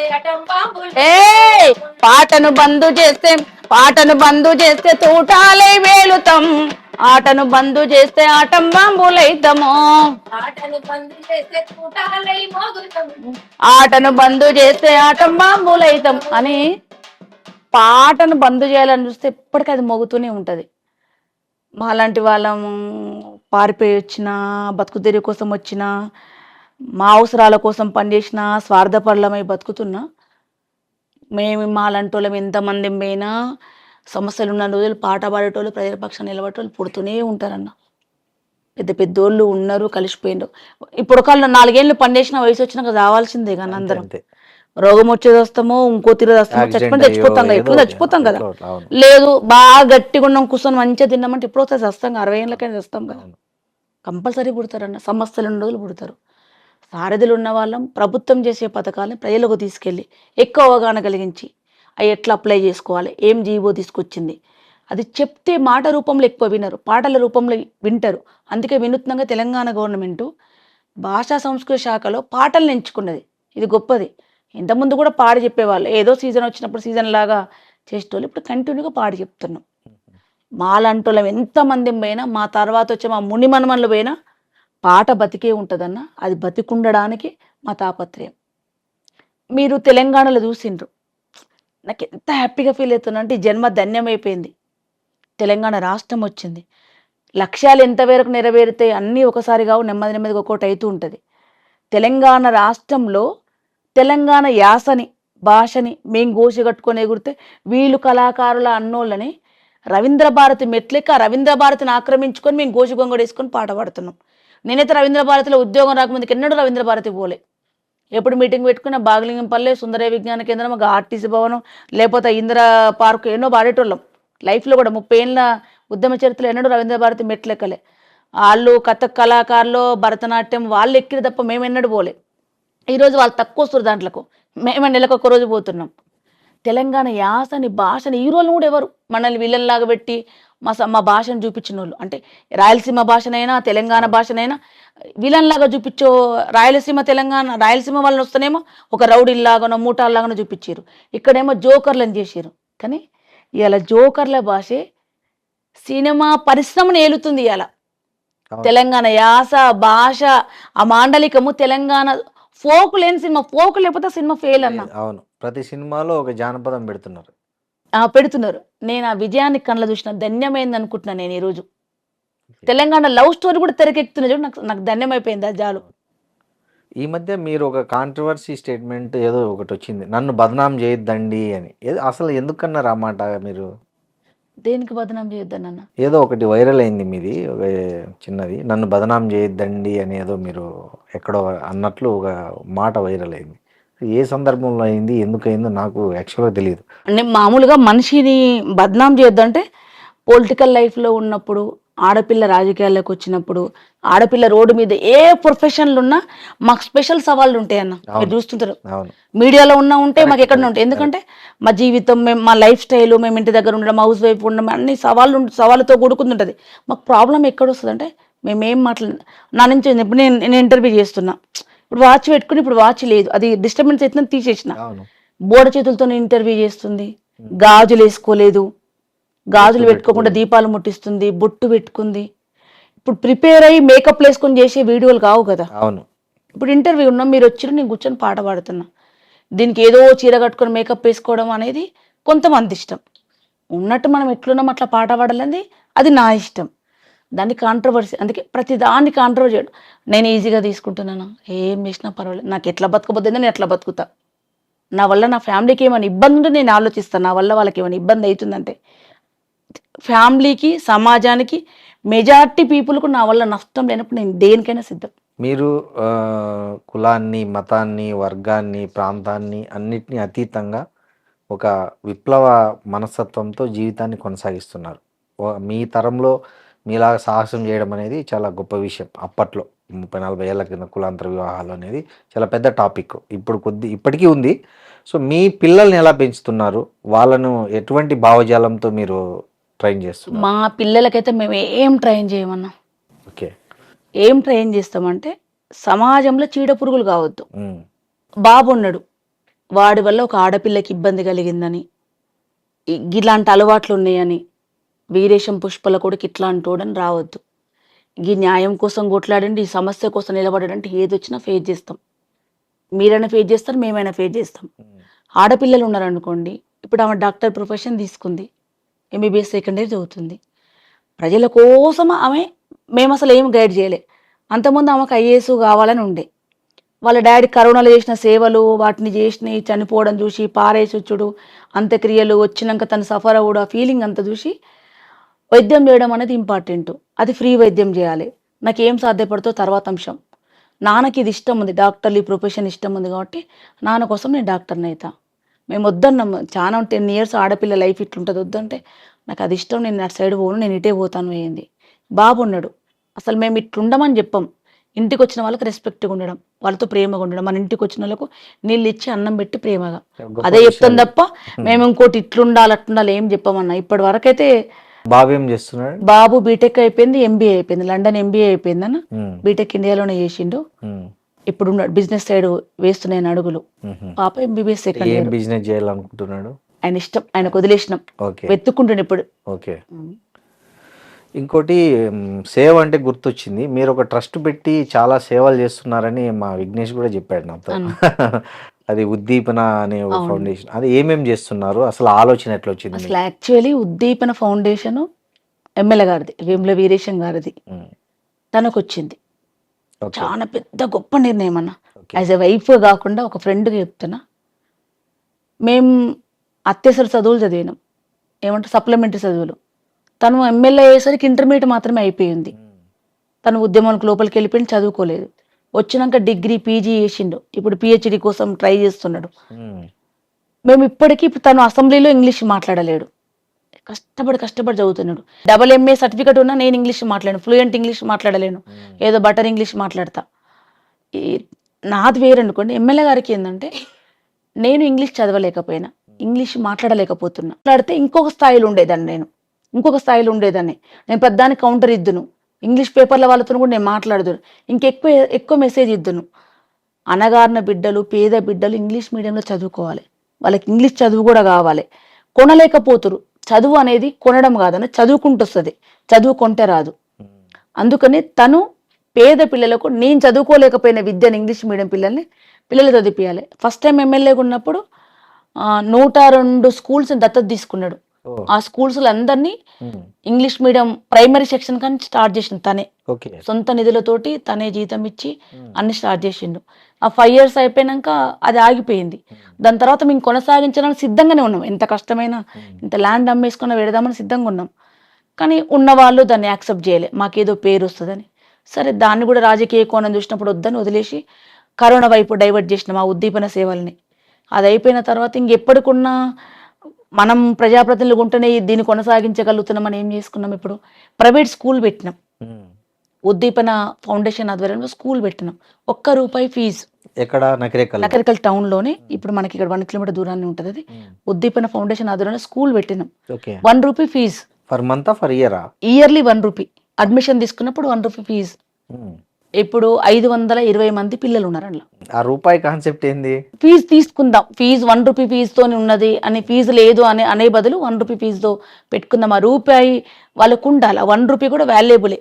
మళ్ళీ డబ్బు విలువ తెలియకుండా పోవద్దు, డబ్బు విలువ కూడా తెలియాలి. ₹1 కంపల్సరీ ₹1 కైన్ తీసుకొచ్చి వాళ్ళు అడ్మిషన్ తీసుకోవాలి, ఓకే. తీసుకుంటారు. చాలా మంది వచ్చారు. దానికి ఒక కాన్సెప్ట్ కూడా ఏం పెట్టుకున్నారు ఎమ్మెల్యే గారు, మేము ఏం పెట్టుకున్నామంటే గవర్నమెంట్ స్కూల్ పిల్లలు తీసుకునేది లేదా స్కూల్కు, ఓన్లీ ప్రైవేట్ స్కూల్ పిల్లలు. అందులో ఫీజు కట్టలేక, గవర్నమెంట్ పోయి చదువుకోలేక, అలా చదువుకున్నాక కూడా తోళ్ళలేని పిల్లలు ఎవరు, నర్సరీ పిల్లలు ఎవరైతే ఉన్నారో వాళ్ళ కోసమని పెట్టినాం. 5th వరకు పెట్టినాం. లాస్ట్ ఇయర్ 5th వరకు 370 మంది ఉన్నారు అప్పుడు పిల్లలు. ఈ సంవత్సరం 6th 7th ఎక్స్టెన్షన్ చేసినాం. ఓకే. దానికి కేరళ నుంచి వచ్చినారు ఆనంద్ సార్ అని. మన ఇంగ్లీష్ బుక్ లో ముందు పేజీ సార్దే ఉంటది, ఇంగ్లీష్ బుక్ రాసిన సారే, తన పేరే ఉంటుంది సార్ది. ఫౌండర్ తను ఆనంద్ సార్ అని, కేరళ ఉండి ఇప్పుడు హెల్త్ బాలేకి వెళ్ళిండు. ఫస్ట్ ఇయర్ మొత్తం కేరళ టీచర్స్ని పెట్టినాం. వాళ్ళ నుంచి మన లోకల్ వాళ్ళని ట్రైన్ చేసి పెట్టుకున్నాం. ఇప్పుడు 6th 7th పెట్టినాం. 570 మంది పిల్లలు. Next year 8th 9th 10th చేస్తాం. 10th క్లాస్ వరకు ఉంచి అందులో ఉన్న పిల్లలు, పేరెంట్స్ లేని పిల్లలు, మొండోళ్ళ చెత్త అది ఏరుకునే పిల్లలు, అస్సలు బడికి పంపలేను ఇళ్ళల్లో ఉన్న వాళ్ళని తీసుకొచ్చి దాంట్లో స్కూల్ అడ్మిషన్ చేసుకొని, దాని కూడా కొన్ని ప్రామాణికాలు పెట్టుకొని తీసుకొచ్చి ఆ పిల్లలు అందులో పెట్టుకున్నాం. ఆ పిల్లలు ఉంటారు. ఆటో కూడా తోలలేరు, ఇప్పుడు దూరం ఉంది స్కూల్, ఇక్కడే టౌన్ ఎడ్జ్లోనే ఉంది. కానీ ఆ నుంచి ఇడికి వాళ్ళు సైకిల్ లేదు, బండి లేదు, వాళ్ళు రాలేరు. అట్లాంటి పిల్లల కోసం ఆటో కూడా పెట్టినాం లోకల్లో. 2 ఆటోలు, 2-3 బజార్లు ఉన్నాయి. పిల్లలు ఎక్కడే మెజార్టీగా ఉన్నారో ఆ పిల్లల్ని ఆడ ఉంటారు, ఒక ప్లేస్కి వస్తారు పాయింట్, అడవి డ్రైవర్ ఎక్కించుకొని తీసుకొచ్చి ఆడ వినిపిస్తాడు. మళ్ళీ తమ్ముడు పొద్దున్నాక బయట గిరాకు తోలుకుంటాడు, ఈవినింగ్ స్కూల్ టైం కాగానే తీసుకుపోయి పిల్లల్ని స్కూల్లో తోలుస్తాడు. అంటే రెసిడెన్షియల్ మామూలు డే మామూలుగా డే స్కాలరే. ఓకే. ఫుడ్ మధ్యాహ్నం భోజనం పెడతాం, మీరే మనమే పెడతాం ఫ్రీగా. ఫ్రీగానే ఏం ₹1 ఫీజు అని ఏం ఉండదు. Books, uniform. Uniform, book, plate, bag, A to Z. Corporate school ఎట్లుంటుందో నకరకల్లా ఏ కార్పొరేట్ స్కూల్ లేనంత. ఒక బిల్డింగ్ ఒకటి నార్మల్గా ఉంది, దాన్ని కూడా చిన్నగా చిన్నగా చేస్తున్నాం. సిస్టమ్ కూడా డిఫరెంట్ సిస్టమ్. కేరళలో ఎట్లా చెప్తారో బుక్స్, స్కూళ్ళలో ఎట్లా బొమ్మలు చూపించి చెప్తారో అదే చదువు ఇక్కడ కూడా. మా పిల్లలు ఇప్పుడు వ్యాసాలు రాస్తున్నారు, ఇంగ్లీష్లో మాట్లాడుతున్నారు. ఒక 6th క్లాస్ నకరికల్లో ఒక ప్రైవేట్ స్కూల్, పేరు చెప్పొద్దు, ప్రైవేట్ స్కూల్లో 6th క్లాస్ చదువుకొని వచ్చిండు, వాడికి ABCDలు రావట్లేవు. ఒక 3 నెలలు స్పెషల్ క్లాస్ పెట్టి వాడికి అన్ని నేర్పించి మళ్ళీ ఇప్పుడు 6th క్లాస్లో కూర్చోబెట్టినాం. మాకు రానిది, మేము అందుకోలేనిది మాలాగా స్టేజ్ నుంచి వచ్చిన పిల్లలు ఉండాలి. మా పిల్లలతో పాటు ఆ పిల్లలు కూడా ఎదగాలి. మా తదనంతరం మా పిల్లల స్కూల్ చూడాలి. దాని నుంచి దాతల నుంచి ₹1 కూడా తీసుకోమన్నా, ఎవరి దగ్గర నుంచి లేదు. మేము కష్టపడ్డ దాంతో ఆ స్కూలు 15 మంది టీచర్స్ ఉంటారు, వాళ్ళే స్కూలు అన్ని నడిపిస్తారు. ఇప్పుడు మహిళలకు అనేక రంగాల్లో అడ్డంకులు ఉన్నాయి. యాజ్ ఏ మహిళగా మీరు ఉద్యమంలో మీరందరూ తల్లిదండ్రులాగా అన్నదమ్ములా చూస్తున్నారు. ఉద్యమం తర్వాత జనజీవన స్రవంతిలో ఉన్న తర్వాత ఇప్పటి వరకు రాజకీయంగా కావచ్చు లేదా సాంస్కృతికంగా కావచ్చు ఎక్కడైనా వేధింపులు కానీ ఇబ్బందులకు కానీ గురైన సందర్భం ఉందా? మిమ్మల్ని చాలా బాధ పెట్టిన సంఘటన ఏదన్నా? నా కర్మ ఏందంటనా, ఉద్యమంలో ఉన్నప్పుడు పోరాటాలు, అమ్మాయిల మీద అగత్యాలు జరుగుతున్నాయి. నా చిన్నగా ఇంటర్మీడియట్లో నేను స్టూడెంట్ ఆర్గనైజేషన్లో ఉన్నప్పుడు కాలేజీల దగ్గర ఇంటర్వ్యూలు అవుతున్నప్పుడు నేను కాపలా కాసేదాన్ని. ఎవడు అమ్మాయిల కోసం ఎరవేస్తున్నాడు, ఎవరు వేధిస్తున్నారు, ఉరికిచ్చి కొట్టేదాన్ని. ఈ నకరికల్ టౌన్లోనే చాలా పెద్ద గొడవలైన, నా మీద అటాక్ చేసి చంపేంత కూడా అయింది. అంత పెద్ద శత్రుత్వం ఉండే నకరికల్ టౌన్లో. నేను విన్నదానికి స్టూడెంట్ ఆర్గనైజేషన్లో ఉండి విప్లవోద్యమంలో చూసిన దానికి ఇప్పుడు ఇక్కడ డబల్ చూస్తున్నాను. నేను తండ్రి పక్కన బిడ్డను వండబెట్టలేని కాలంలో ఉన్నాం మనం ఇప్పుడు.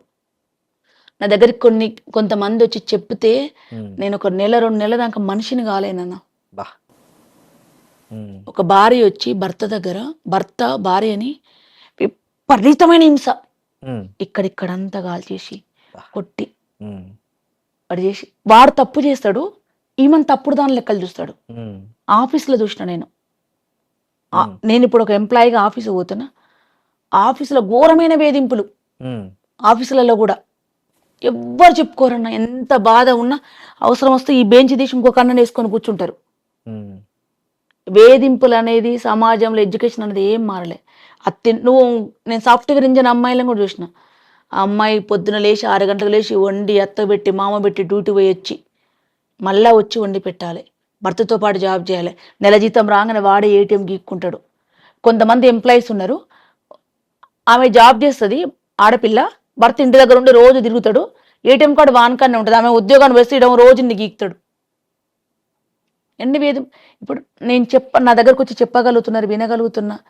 ఇప్పుడు నా బాధ ఏంటంటే నేను వింటున్నా, నేను మాట్లాడదలనే పంపించేస్తున్నా. వింటే మళ్ళీ మానసికంగా ఒక వేదన, మాట్లాడలేకపోతున్నామని. ఏమీ తగ్గలేదన్నా. టెక్నాలజీ మారుతున్నప్పుడు హింస కూడా మారుతుంది. టీవీలకు అంకితమైనవి ఇంతకుముందు టీవీలో చూస్తున్నాం, 4 కూర్చొని చూసినాం. ఇప్పుడు మన దరిద్రం ఏంటంటే ఎవరి ఫోన్లో ఆడేస్తున్నాం. పెళ్ళమో పక్క మొగుడో పక్కన బెడ్ మీద వండుకొని ఎవరి ఫోన్ ఆడే. ఈమెకు హార్ట్ అటాక్ వచ్చింది, ఈయన చూస్తలేడు, ఈయనకు హార్ట్ అటాక్ వచ్చింది, ఈమె చూస్తలేరు. అంత పాడు టెక్నాలజీ కాలంలో ఉన్నాం మనం. వేధింపులు, అమ్మాయిల పట్ల ఇబ్బందులు ఏది మారలేదు. నేను తెలియని దగ్గర నన్నే వేధిస్తారన్న. మస్తుగా. ఇప్పుడు స్టేజ్ మీదకి పోతా, అదే స్టేజ్ మీదకి వీరేశం గారు ప్రోటోకాల్ మీద వస్తారు. కలెక్టర్లు ఉంటారు, ఆర్డీఓలు ఉంటారు, అందరు ఉంటారు. నాది సీనియర్ అసిస్టెంట్ స్కేలు, చిన్న జాబ్ నాది. నేను ఎక్కడ కూర్చోవాలి, ఇక్కడ కూర్చోవాలి. ఎంప్లాయ్మెంట్ రూల్ ప్రకారం నేను ఉండాలి, ఎవరిని తప్పు పడతలేను. ఎమ్మెల్యే గారు ఇక్కడ కూర్చుంటారు, ఎమ్మెల్యే గారు పక్కనే కలెక్టర్, ఇక్కడికి అందరు అధికారులు అందరు ఉంటారు. ఏం రోగం ఈమెకు, ఎందుకు పాటలు పాడుతుంది, ఇంత చిల్లరగా ఈ డప్పులు వేసుకొని ఇల్లు మడని తిరుగుతుంది, నమ్మకం పట్టుకొని. వీరేశానికి ఎందుకు ఆమె పాట పాడుతుంది, ఆమెకు పాట ఇష్టం అన్న, ఆమెకు ఇష్టం ఉన్న రోజులు పాడుతుంది, ఆమెకు ఇష్టం ఉన్న రోజులు ఉంటుంది అక్క, ఆమెకు అట్లా ఇష్టం. ఎంతమంది నన్ను అన్నారు, ఇంకా నువ్వు మానవ, ఎందుకు పాటలు పాడుతావు, నీకు ఏం అవసరం అని అంటారు. నేను కూరగాయలకు పోతా.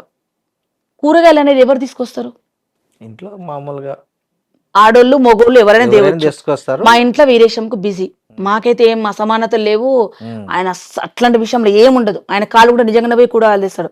నేను ఒక్కరోజు పంపుదామని డిసైడ్ అయినా. నువ్వు ఒక రోజు పో వీరు కూరగాయలకు, జనం మారుతారు. నేను కూరగాయలు పోతా, ప్రతిరోజు అంగట్లో నేను తెచ్చుకుంటాను, ఈడ తెచ్చుకుంటాను అక్కడికల్లా. ఇంకా నేను పోయినా, నువ్వెందుకు కూరగాయలకు వచ్చినావు అక్క, నువ్వెందుకు కూరగాయలకు వచ్చినావు అంటే, మరి నేను ఏం తినాలి? ఇంకొకటి, ఎమ్మెల్యే భార్య సింపుల్ గా ఉండాలని, మీలో కలిసిపోవాలని, మీతో ఉండాలి, మీ దాంట్లో ఒక మనిషి అని మీరు యాక్సెప్ట్ చేయండి ఫస్ట్. అంతే కదా, మీకు అతీతమైన మనిషి కాదు. మీతో ఉన్నందుకు హ్యాపీగా ఫీల్ అవ్వరి. ఎవరైనా సరే, ఎమ్మెల్యేలైనా మినిస్టర్లైనా వాళ్ళు కూడా మీతో పాటు మెంబర్లే. వాళ్ళ ప్రోటోకాల్ వచ్చినప్పుడు దండం పెట్టుకున్నప్పుడు వాళ్ళు పెద్దవాళ్ళు. మీతో నేను ఉన్నందుకు హ్యాపీగా ఫీల్ అవ్వండి. నేను ఇంకా పాట పాడుతున్నందుకు, అది విదేశం మన భార్య పాట పాడుతున్నా హ్యాపీగా ఫీల్ అవ్వరు తప్ప దీన్ని కూడా రాజకీయం చేయడానికి, దీన్ని కూడా వేరే తిరిగి కామెంట్ చేయడానికి వద్దు. పాట పాడుతూ ఓట్లేస్తారా అని ఎవరన్నా? నేనేమన్నా వేముల వీరేశానికి ఓటేమని పాట పాడుతున్నా? ఆయన ఎలక్షన్లు వస్తే నేను లీవ్ పెట్టుకుని నేను నెల రోజులు ఇంట్లోనే కూర్చుంటా. ఆడపిల్లకు ఏ స్టేజ్, ముఖ్యమంత్రి నుంచి కలెక్టర్ దానికి ఏ స్టేజ్లు ఉండని అని వేధింపులు అనేవి పోలే. తిరగబడ్డ మీరు అనుకుంటారు ఆమె కలెక్టర్ అయింది, ఆమెకి ఏం బాధలు, బరాబర్ బాధలు నేను చూస్తున్న కళ్ళతోటి. భర్త బాధలు ఉన్నాయి, అత్తింటి వేధింపుల బాధలు ఉన్నాయి, ఎంప్లాయ్మెంట్ వేధింపులు ఉన్నాయి. అవి ఏం పోలేదు. అది తిరగబడ్డా పో, తిరగబడకున్నా పో. తిరగబడ్డారు అనుకో, విడాకులు తీసింది బరిదేగించింది అంటారు. దీనికి పైసల బల్బ్ వచ్చింది, ఎకనామికల్ సోర్సెస్ ఎక్కువైంది కాబట్టి డైవర్స్ తీసుకుందంటారు. ఏం లేకుండా ఉంటే, ఓపిక లేకుండా ఆత్మహత్య చేసుకొని చచ్చిపోవాలి. వేధింపులు అనేది నేను ప్రత్యక్షంగా చూస్తున్నందుకు ఇంకెక్కువ నరకం అని అప్పుడన్నా ఏదో పేపర్లో చూసి రోడ్డు మీద కూర్చొని ధర్నాలు చేసిన కానీ ఇప్పుడు లైవ్లో చూస్తున్నా, అదే ఎక్కువ బాధ. అది ఇంకోటి విన్నా, మీ దగ్గరికి ఇట్లా ఏదన్నా వస్తే మీరే శిక్షిస్తారంట కదా, పట్టి కొట్టి వాడిని మొత్తం సెట్ చేసి పంపిస్తారంట. నిజంగా మీ అందరు చెప్తున్నా, కొట్టే అవకాశం వస్తే నిజంగానే మీరు కొట్టమంటే మాత్రం కొడుదునన్నా. ఎప్పుడు కొట్టలే కానీ కొట్టబుద్ధి అవుతుంది నాకు. ఎందుకంటే ఎవరు కొడుతూకుంటారా అన్న. అసలు ఇప్పుడు మా ఇంటికి ఒక ఆడపిల్ల వచ్చింది, బాధలు ఉన్నాయని వచ్చింది. బాధపడి వచ్చిన వాళ్ళు కాదు, బాధించిన వాళ్ళని నేను చెప్పేది. ఎవరికి ఇంకా అవకాశం రాలే అన్న. ఎమ్మెల్యే గారు ఎవరన్నా బాధించిన వాళ్ళు, ఆడపిల్లని ఇబ్బంది పెట్టిన వాళ్ళు, ఏం గారు పుష్ప చూసుకోమంటే చూసుకుంటే ఒక్క అవకాశం అని ఇప్పిరి మీడియా ద్వారా. నన్న ఏడ వస్తుందా నా కొట్టక ముందు వాళ్ళ వైఫ్ ఇంటికి వచ్చి మాట్లాడితేనే, నువ్వు పుష్పక కాడు వేనోగా, ఆడి వేనోగా, పెద్దోళ్ళ కాడ చెప్పినోగా అంటారు. వాళ్ళ భార్య, కొంతమంది మా ఇంటికి వాళ్ళ భార్యలే తీసుకుంటారు, వస్తే ఏమేమి నేర్పిస్తుందో అని. కొట్టే అవకాశం వస్తే ఎందుకు కొడతామన్నా? నేను ఎట్లా బతుకుతున్నా మీరు అట్లా బతకమని చెప్తాం. ఎవరైనా పెద్దవాళ్ళ వయసులో ఉన్న వాళ్ళు, తెలిసిన వాళ్ళు ఏం చెప్తారు? ఎవరు పడతారు కొడితే? ఎవరు పడతారు? మనం ఏమైనా చేసినాం అనుకో, పొద్దున ప్రెస్ మీట్ పెడతారు. ఎవరిని కొట్టామన్నా, మంచిగా ఉండమని చెప్తాం అంతే. ఇప్పుడు అవి కూడా లేవు 5 ఏళ్ల నుంచి, ఎవరి జోలికి వేయదు. మీ ఇంటికి మా ఇల్లు ఎంత దూరం, మా ఇంటికి మీ ఇల్లు ఎంత దూరం. సో చివరిగా మా కోసం మీరు ఒక డప్పుతో ఒక పాట పాడండి. దళిత పులులమ్మ అరే కారం చెడుపు స్వాములతోటి కలబడి నిలబడి పోరు చేసిన దళిత పులులమ్మ, కారం చెడుపు స్వాములతోటి కలబడి నిలబడి పోరు చేసిన దళిత పులులమ్మ. కారం చేడుల కలదొక పల్లె, పల్లె పేరురా మాదిగ పల్లె, పల్లె మాల సాయబు ఒడ్డెర జాతికి మాదిగ పల్లె తల్లి లాంటిదే. ఇది శరణు కోరిన శత్రువునైనా ప్రేమతో చూసే పేదల పల్లె. అరే తురే అని ఎవడన్నంటే మాట చక్కగా రాని అంటారు. కుర్చీలో కూర్చొని కాపీ దాగిన, చల్ల దాగిన కమ్మదరులకే కడుపులమంట దళిత పులులమ్మ.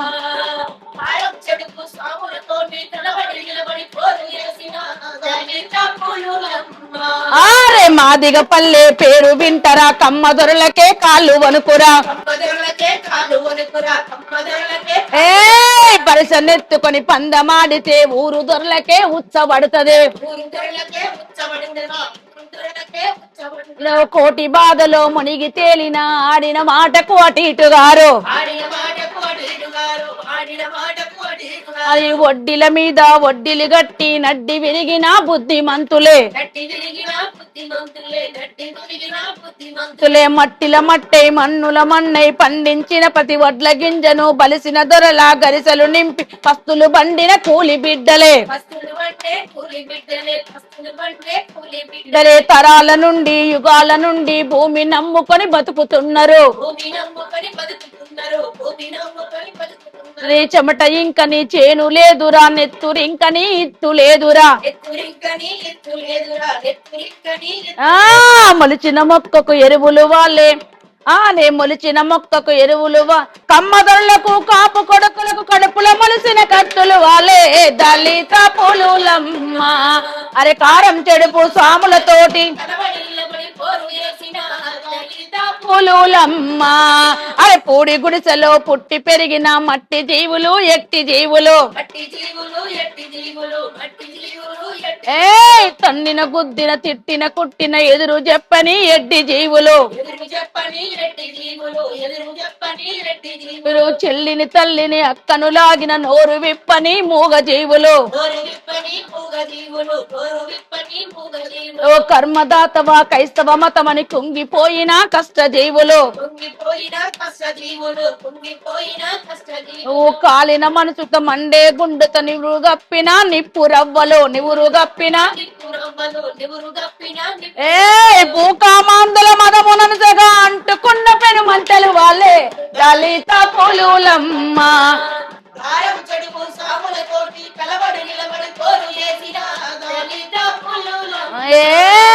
కోడలాంటి మరి కుర్రవాళ్ళు రా సాము నేర్చినారు చదువు నేర్చినారు రారే తురే అని ఎవడన్నంటే మాట చక్కగా రాని అంటారు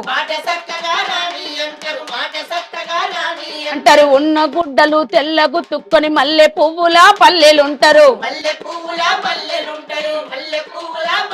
అంటారు ఆస్తులు పాస్తులు లేకున్నా మాకు ఆత్మ గౌరవం ఉందని అంటారు అని కుర్చీలో కూర్చొని కాపీ తాగితే ఉన్న తొలకే కడుపుల మంట దళిత పులులమ్మ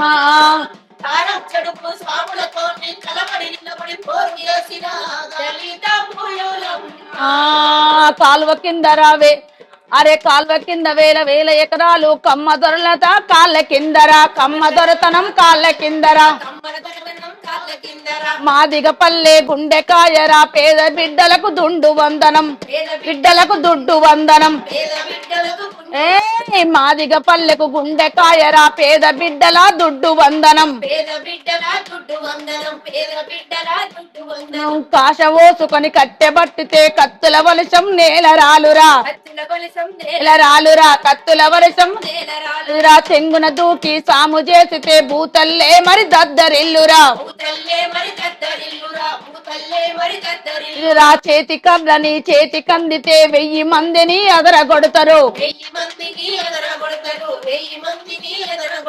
ధర్మయుద్ధము తప్పయన్నడు దుడ్డు బట్టడు దుంకులాడడు దుడ్డు బట్టడు దుంకులాడడు దుడ్డు బట్టడు దుడ్డు వందనం పేరు వింటడా దోపిడి దొరలకు వణుకు బొట్టురా మోసకారులా కత్తు దించితే నెత్తురు మడుగుల పిడికిలెత్తిన దళిత పులులమ్మ అరే కారం చెడుపు స్వాములతోటి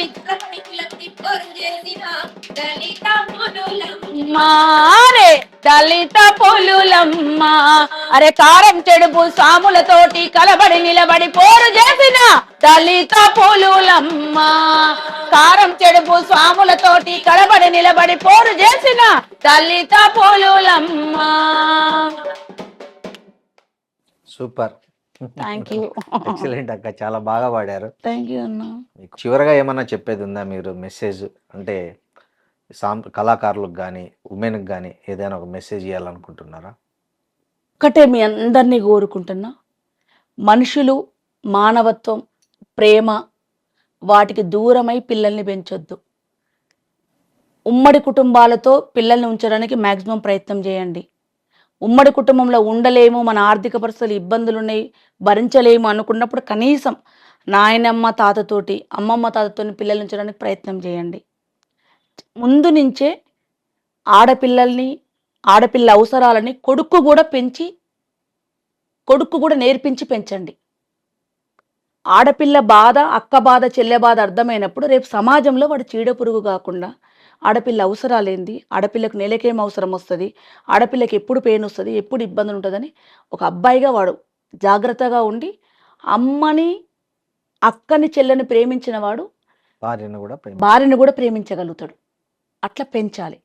సమాజంలో కూడా దయచేసి పక్క వాళ్ళకి ఏమైతే మాకిందని ఎవ్వరూ ఉండకండి.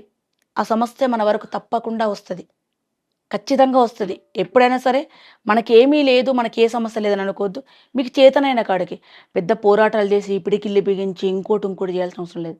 మన పక్క వాళ్ళకి ఏదైనా ఆపద ఉంటే వాళ్ళని ఆదుకోవడం, వాళ్ళ పక్కన ఆసరాగా ఉండడం. ఆడపిల్లలైనా మగపిల్లలు ఎవరైనా కుటుంబాలు ప్రేమగా పెంచమని, మనుషులు మానవత్వ విలువలతో పెంచమని, మతాల సంఘర్షణలు కాకుండా, కులాల కొట్లాటలు కాకుండా మనుషులుగా జీవిద్దాం. ఫస్ట్ మనం మనుషులం. నీకు నచ్చిన మతం, నచ్చిన దాన్ని చేయండి. కులంతో ఎవరం పుట్టలేదు. మనం పుట్టిన తర్వాత కులాలు ఏర్పడ్డాయి, చేసుకున్న వృత్తులను బట్టి కులాలు ఏర్పడ్డాయి తప్ప కులాలతో ఎవరం పుట్టలేదు. కుల అణిచివేత పోవాలని కోరుకుంటున్నా. నేను ఈ కుల రహిత సమాజం కావాలని కోరుకుంటున్నా. నాకు ఏ కులం లేదు, నేను ఏ కులానికి ప్రతినిధి గాను. దయచేసి నాకు ఏ కులాలు అంటగట్టొద్దు, నాకు ఏ కులం లేదు. నేను మానవ కులం, నేను మనిషిని. థ్యాంక్స్ అక్క, చాలా విలువైన సందేశం ఇచ్చారు. Thank you very much. Thank you అన్న. And for more videos, Please subscribe to iDream. Please subscribe to iDream. Please subscribe iDream. And please subscribe to iDream. For more videos, subscribe to iDream. please like, share and subscribe to the channel. Congratulations, iDream. Subscribe to iDream. Subscribe to iDream. So subscribe to iDream Media. iDream ki iDream team andarki huge congratulations. Please subscribe iDream Media. Please subscribe to iDream. Subscribe iDream. Please subscribe to iDream. iDream అంటే నా కళల ఛానల్ను subscribe చేసుకున్న నోరు తిరుగుతలేదు.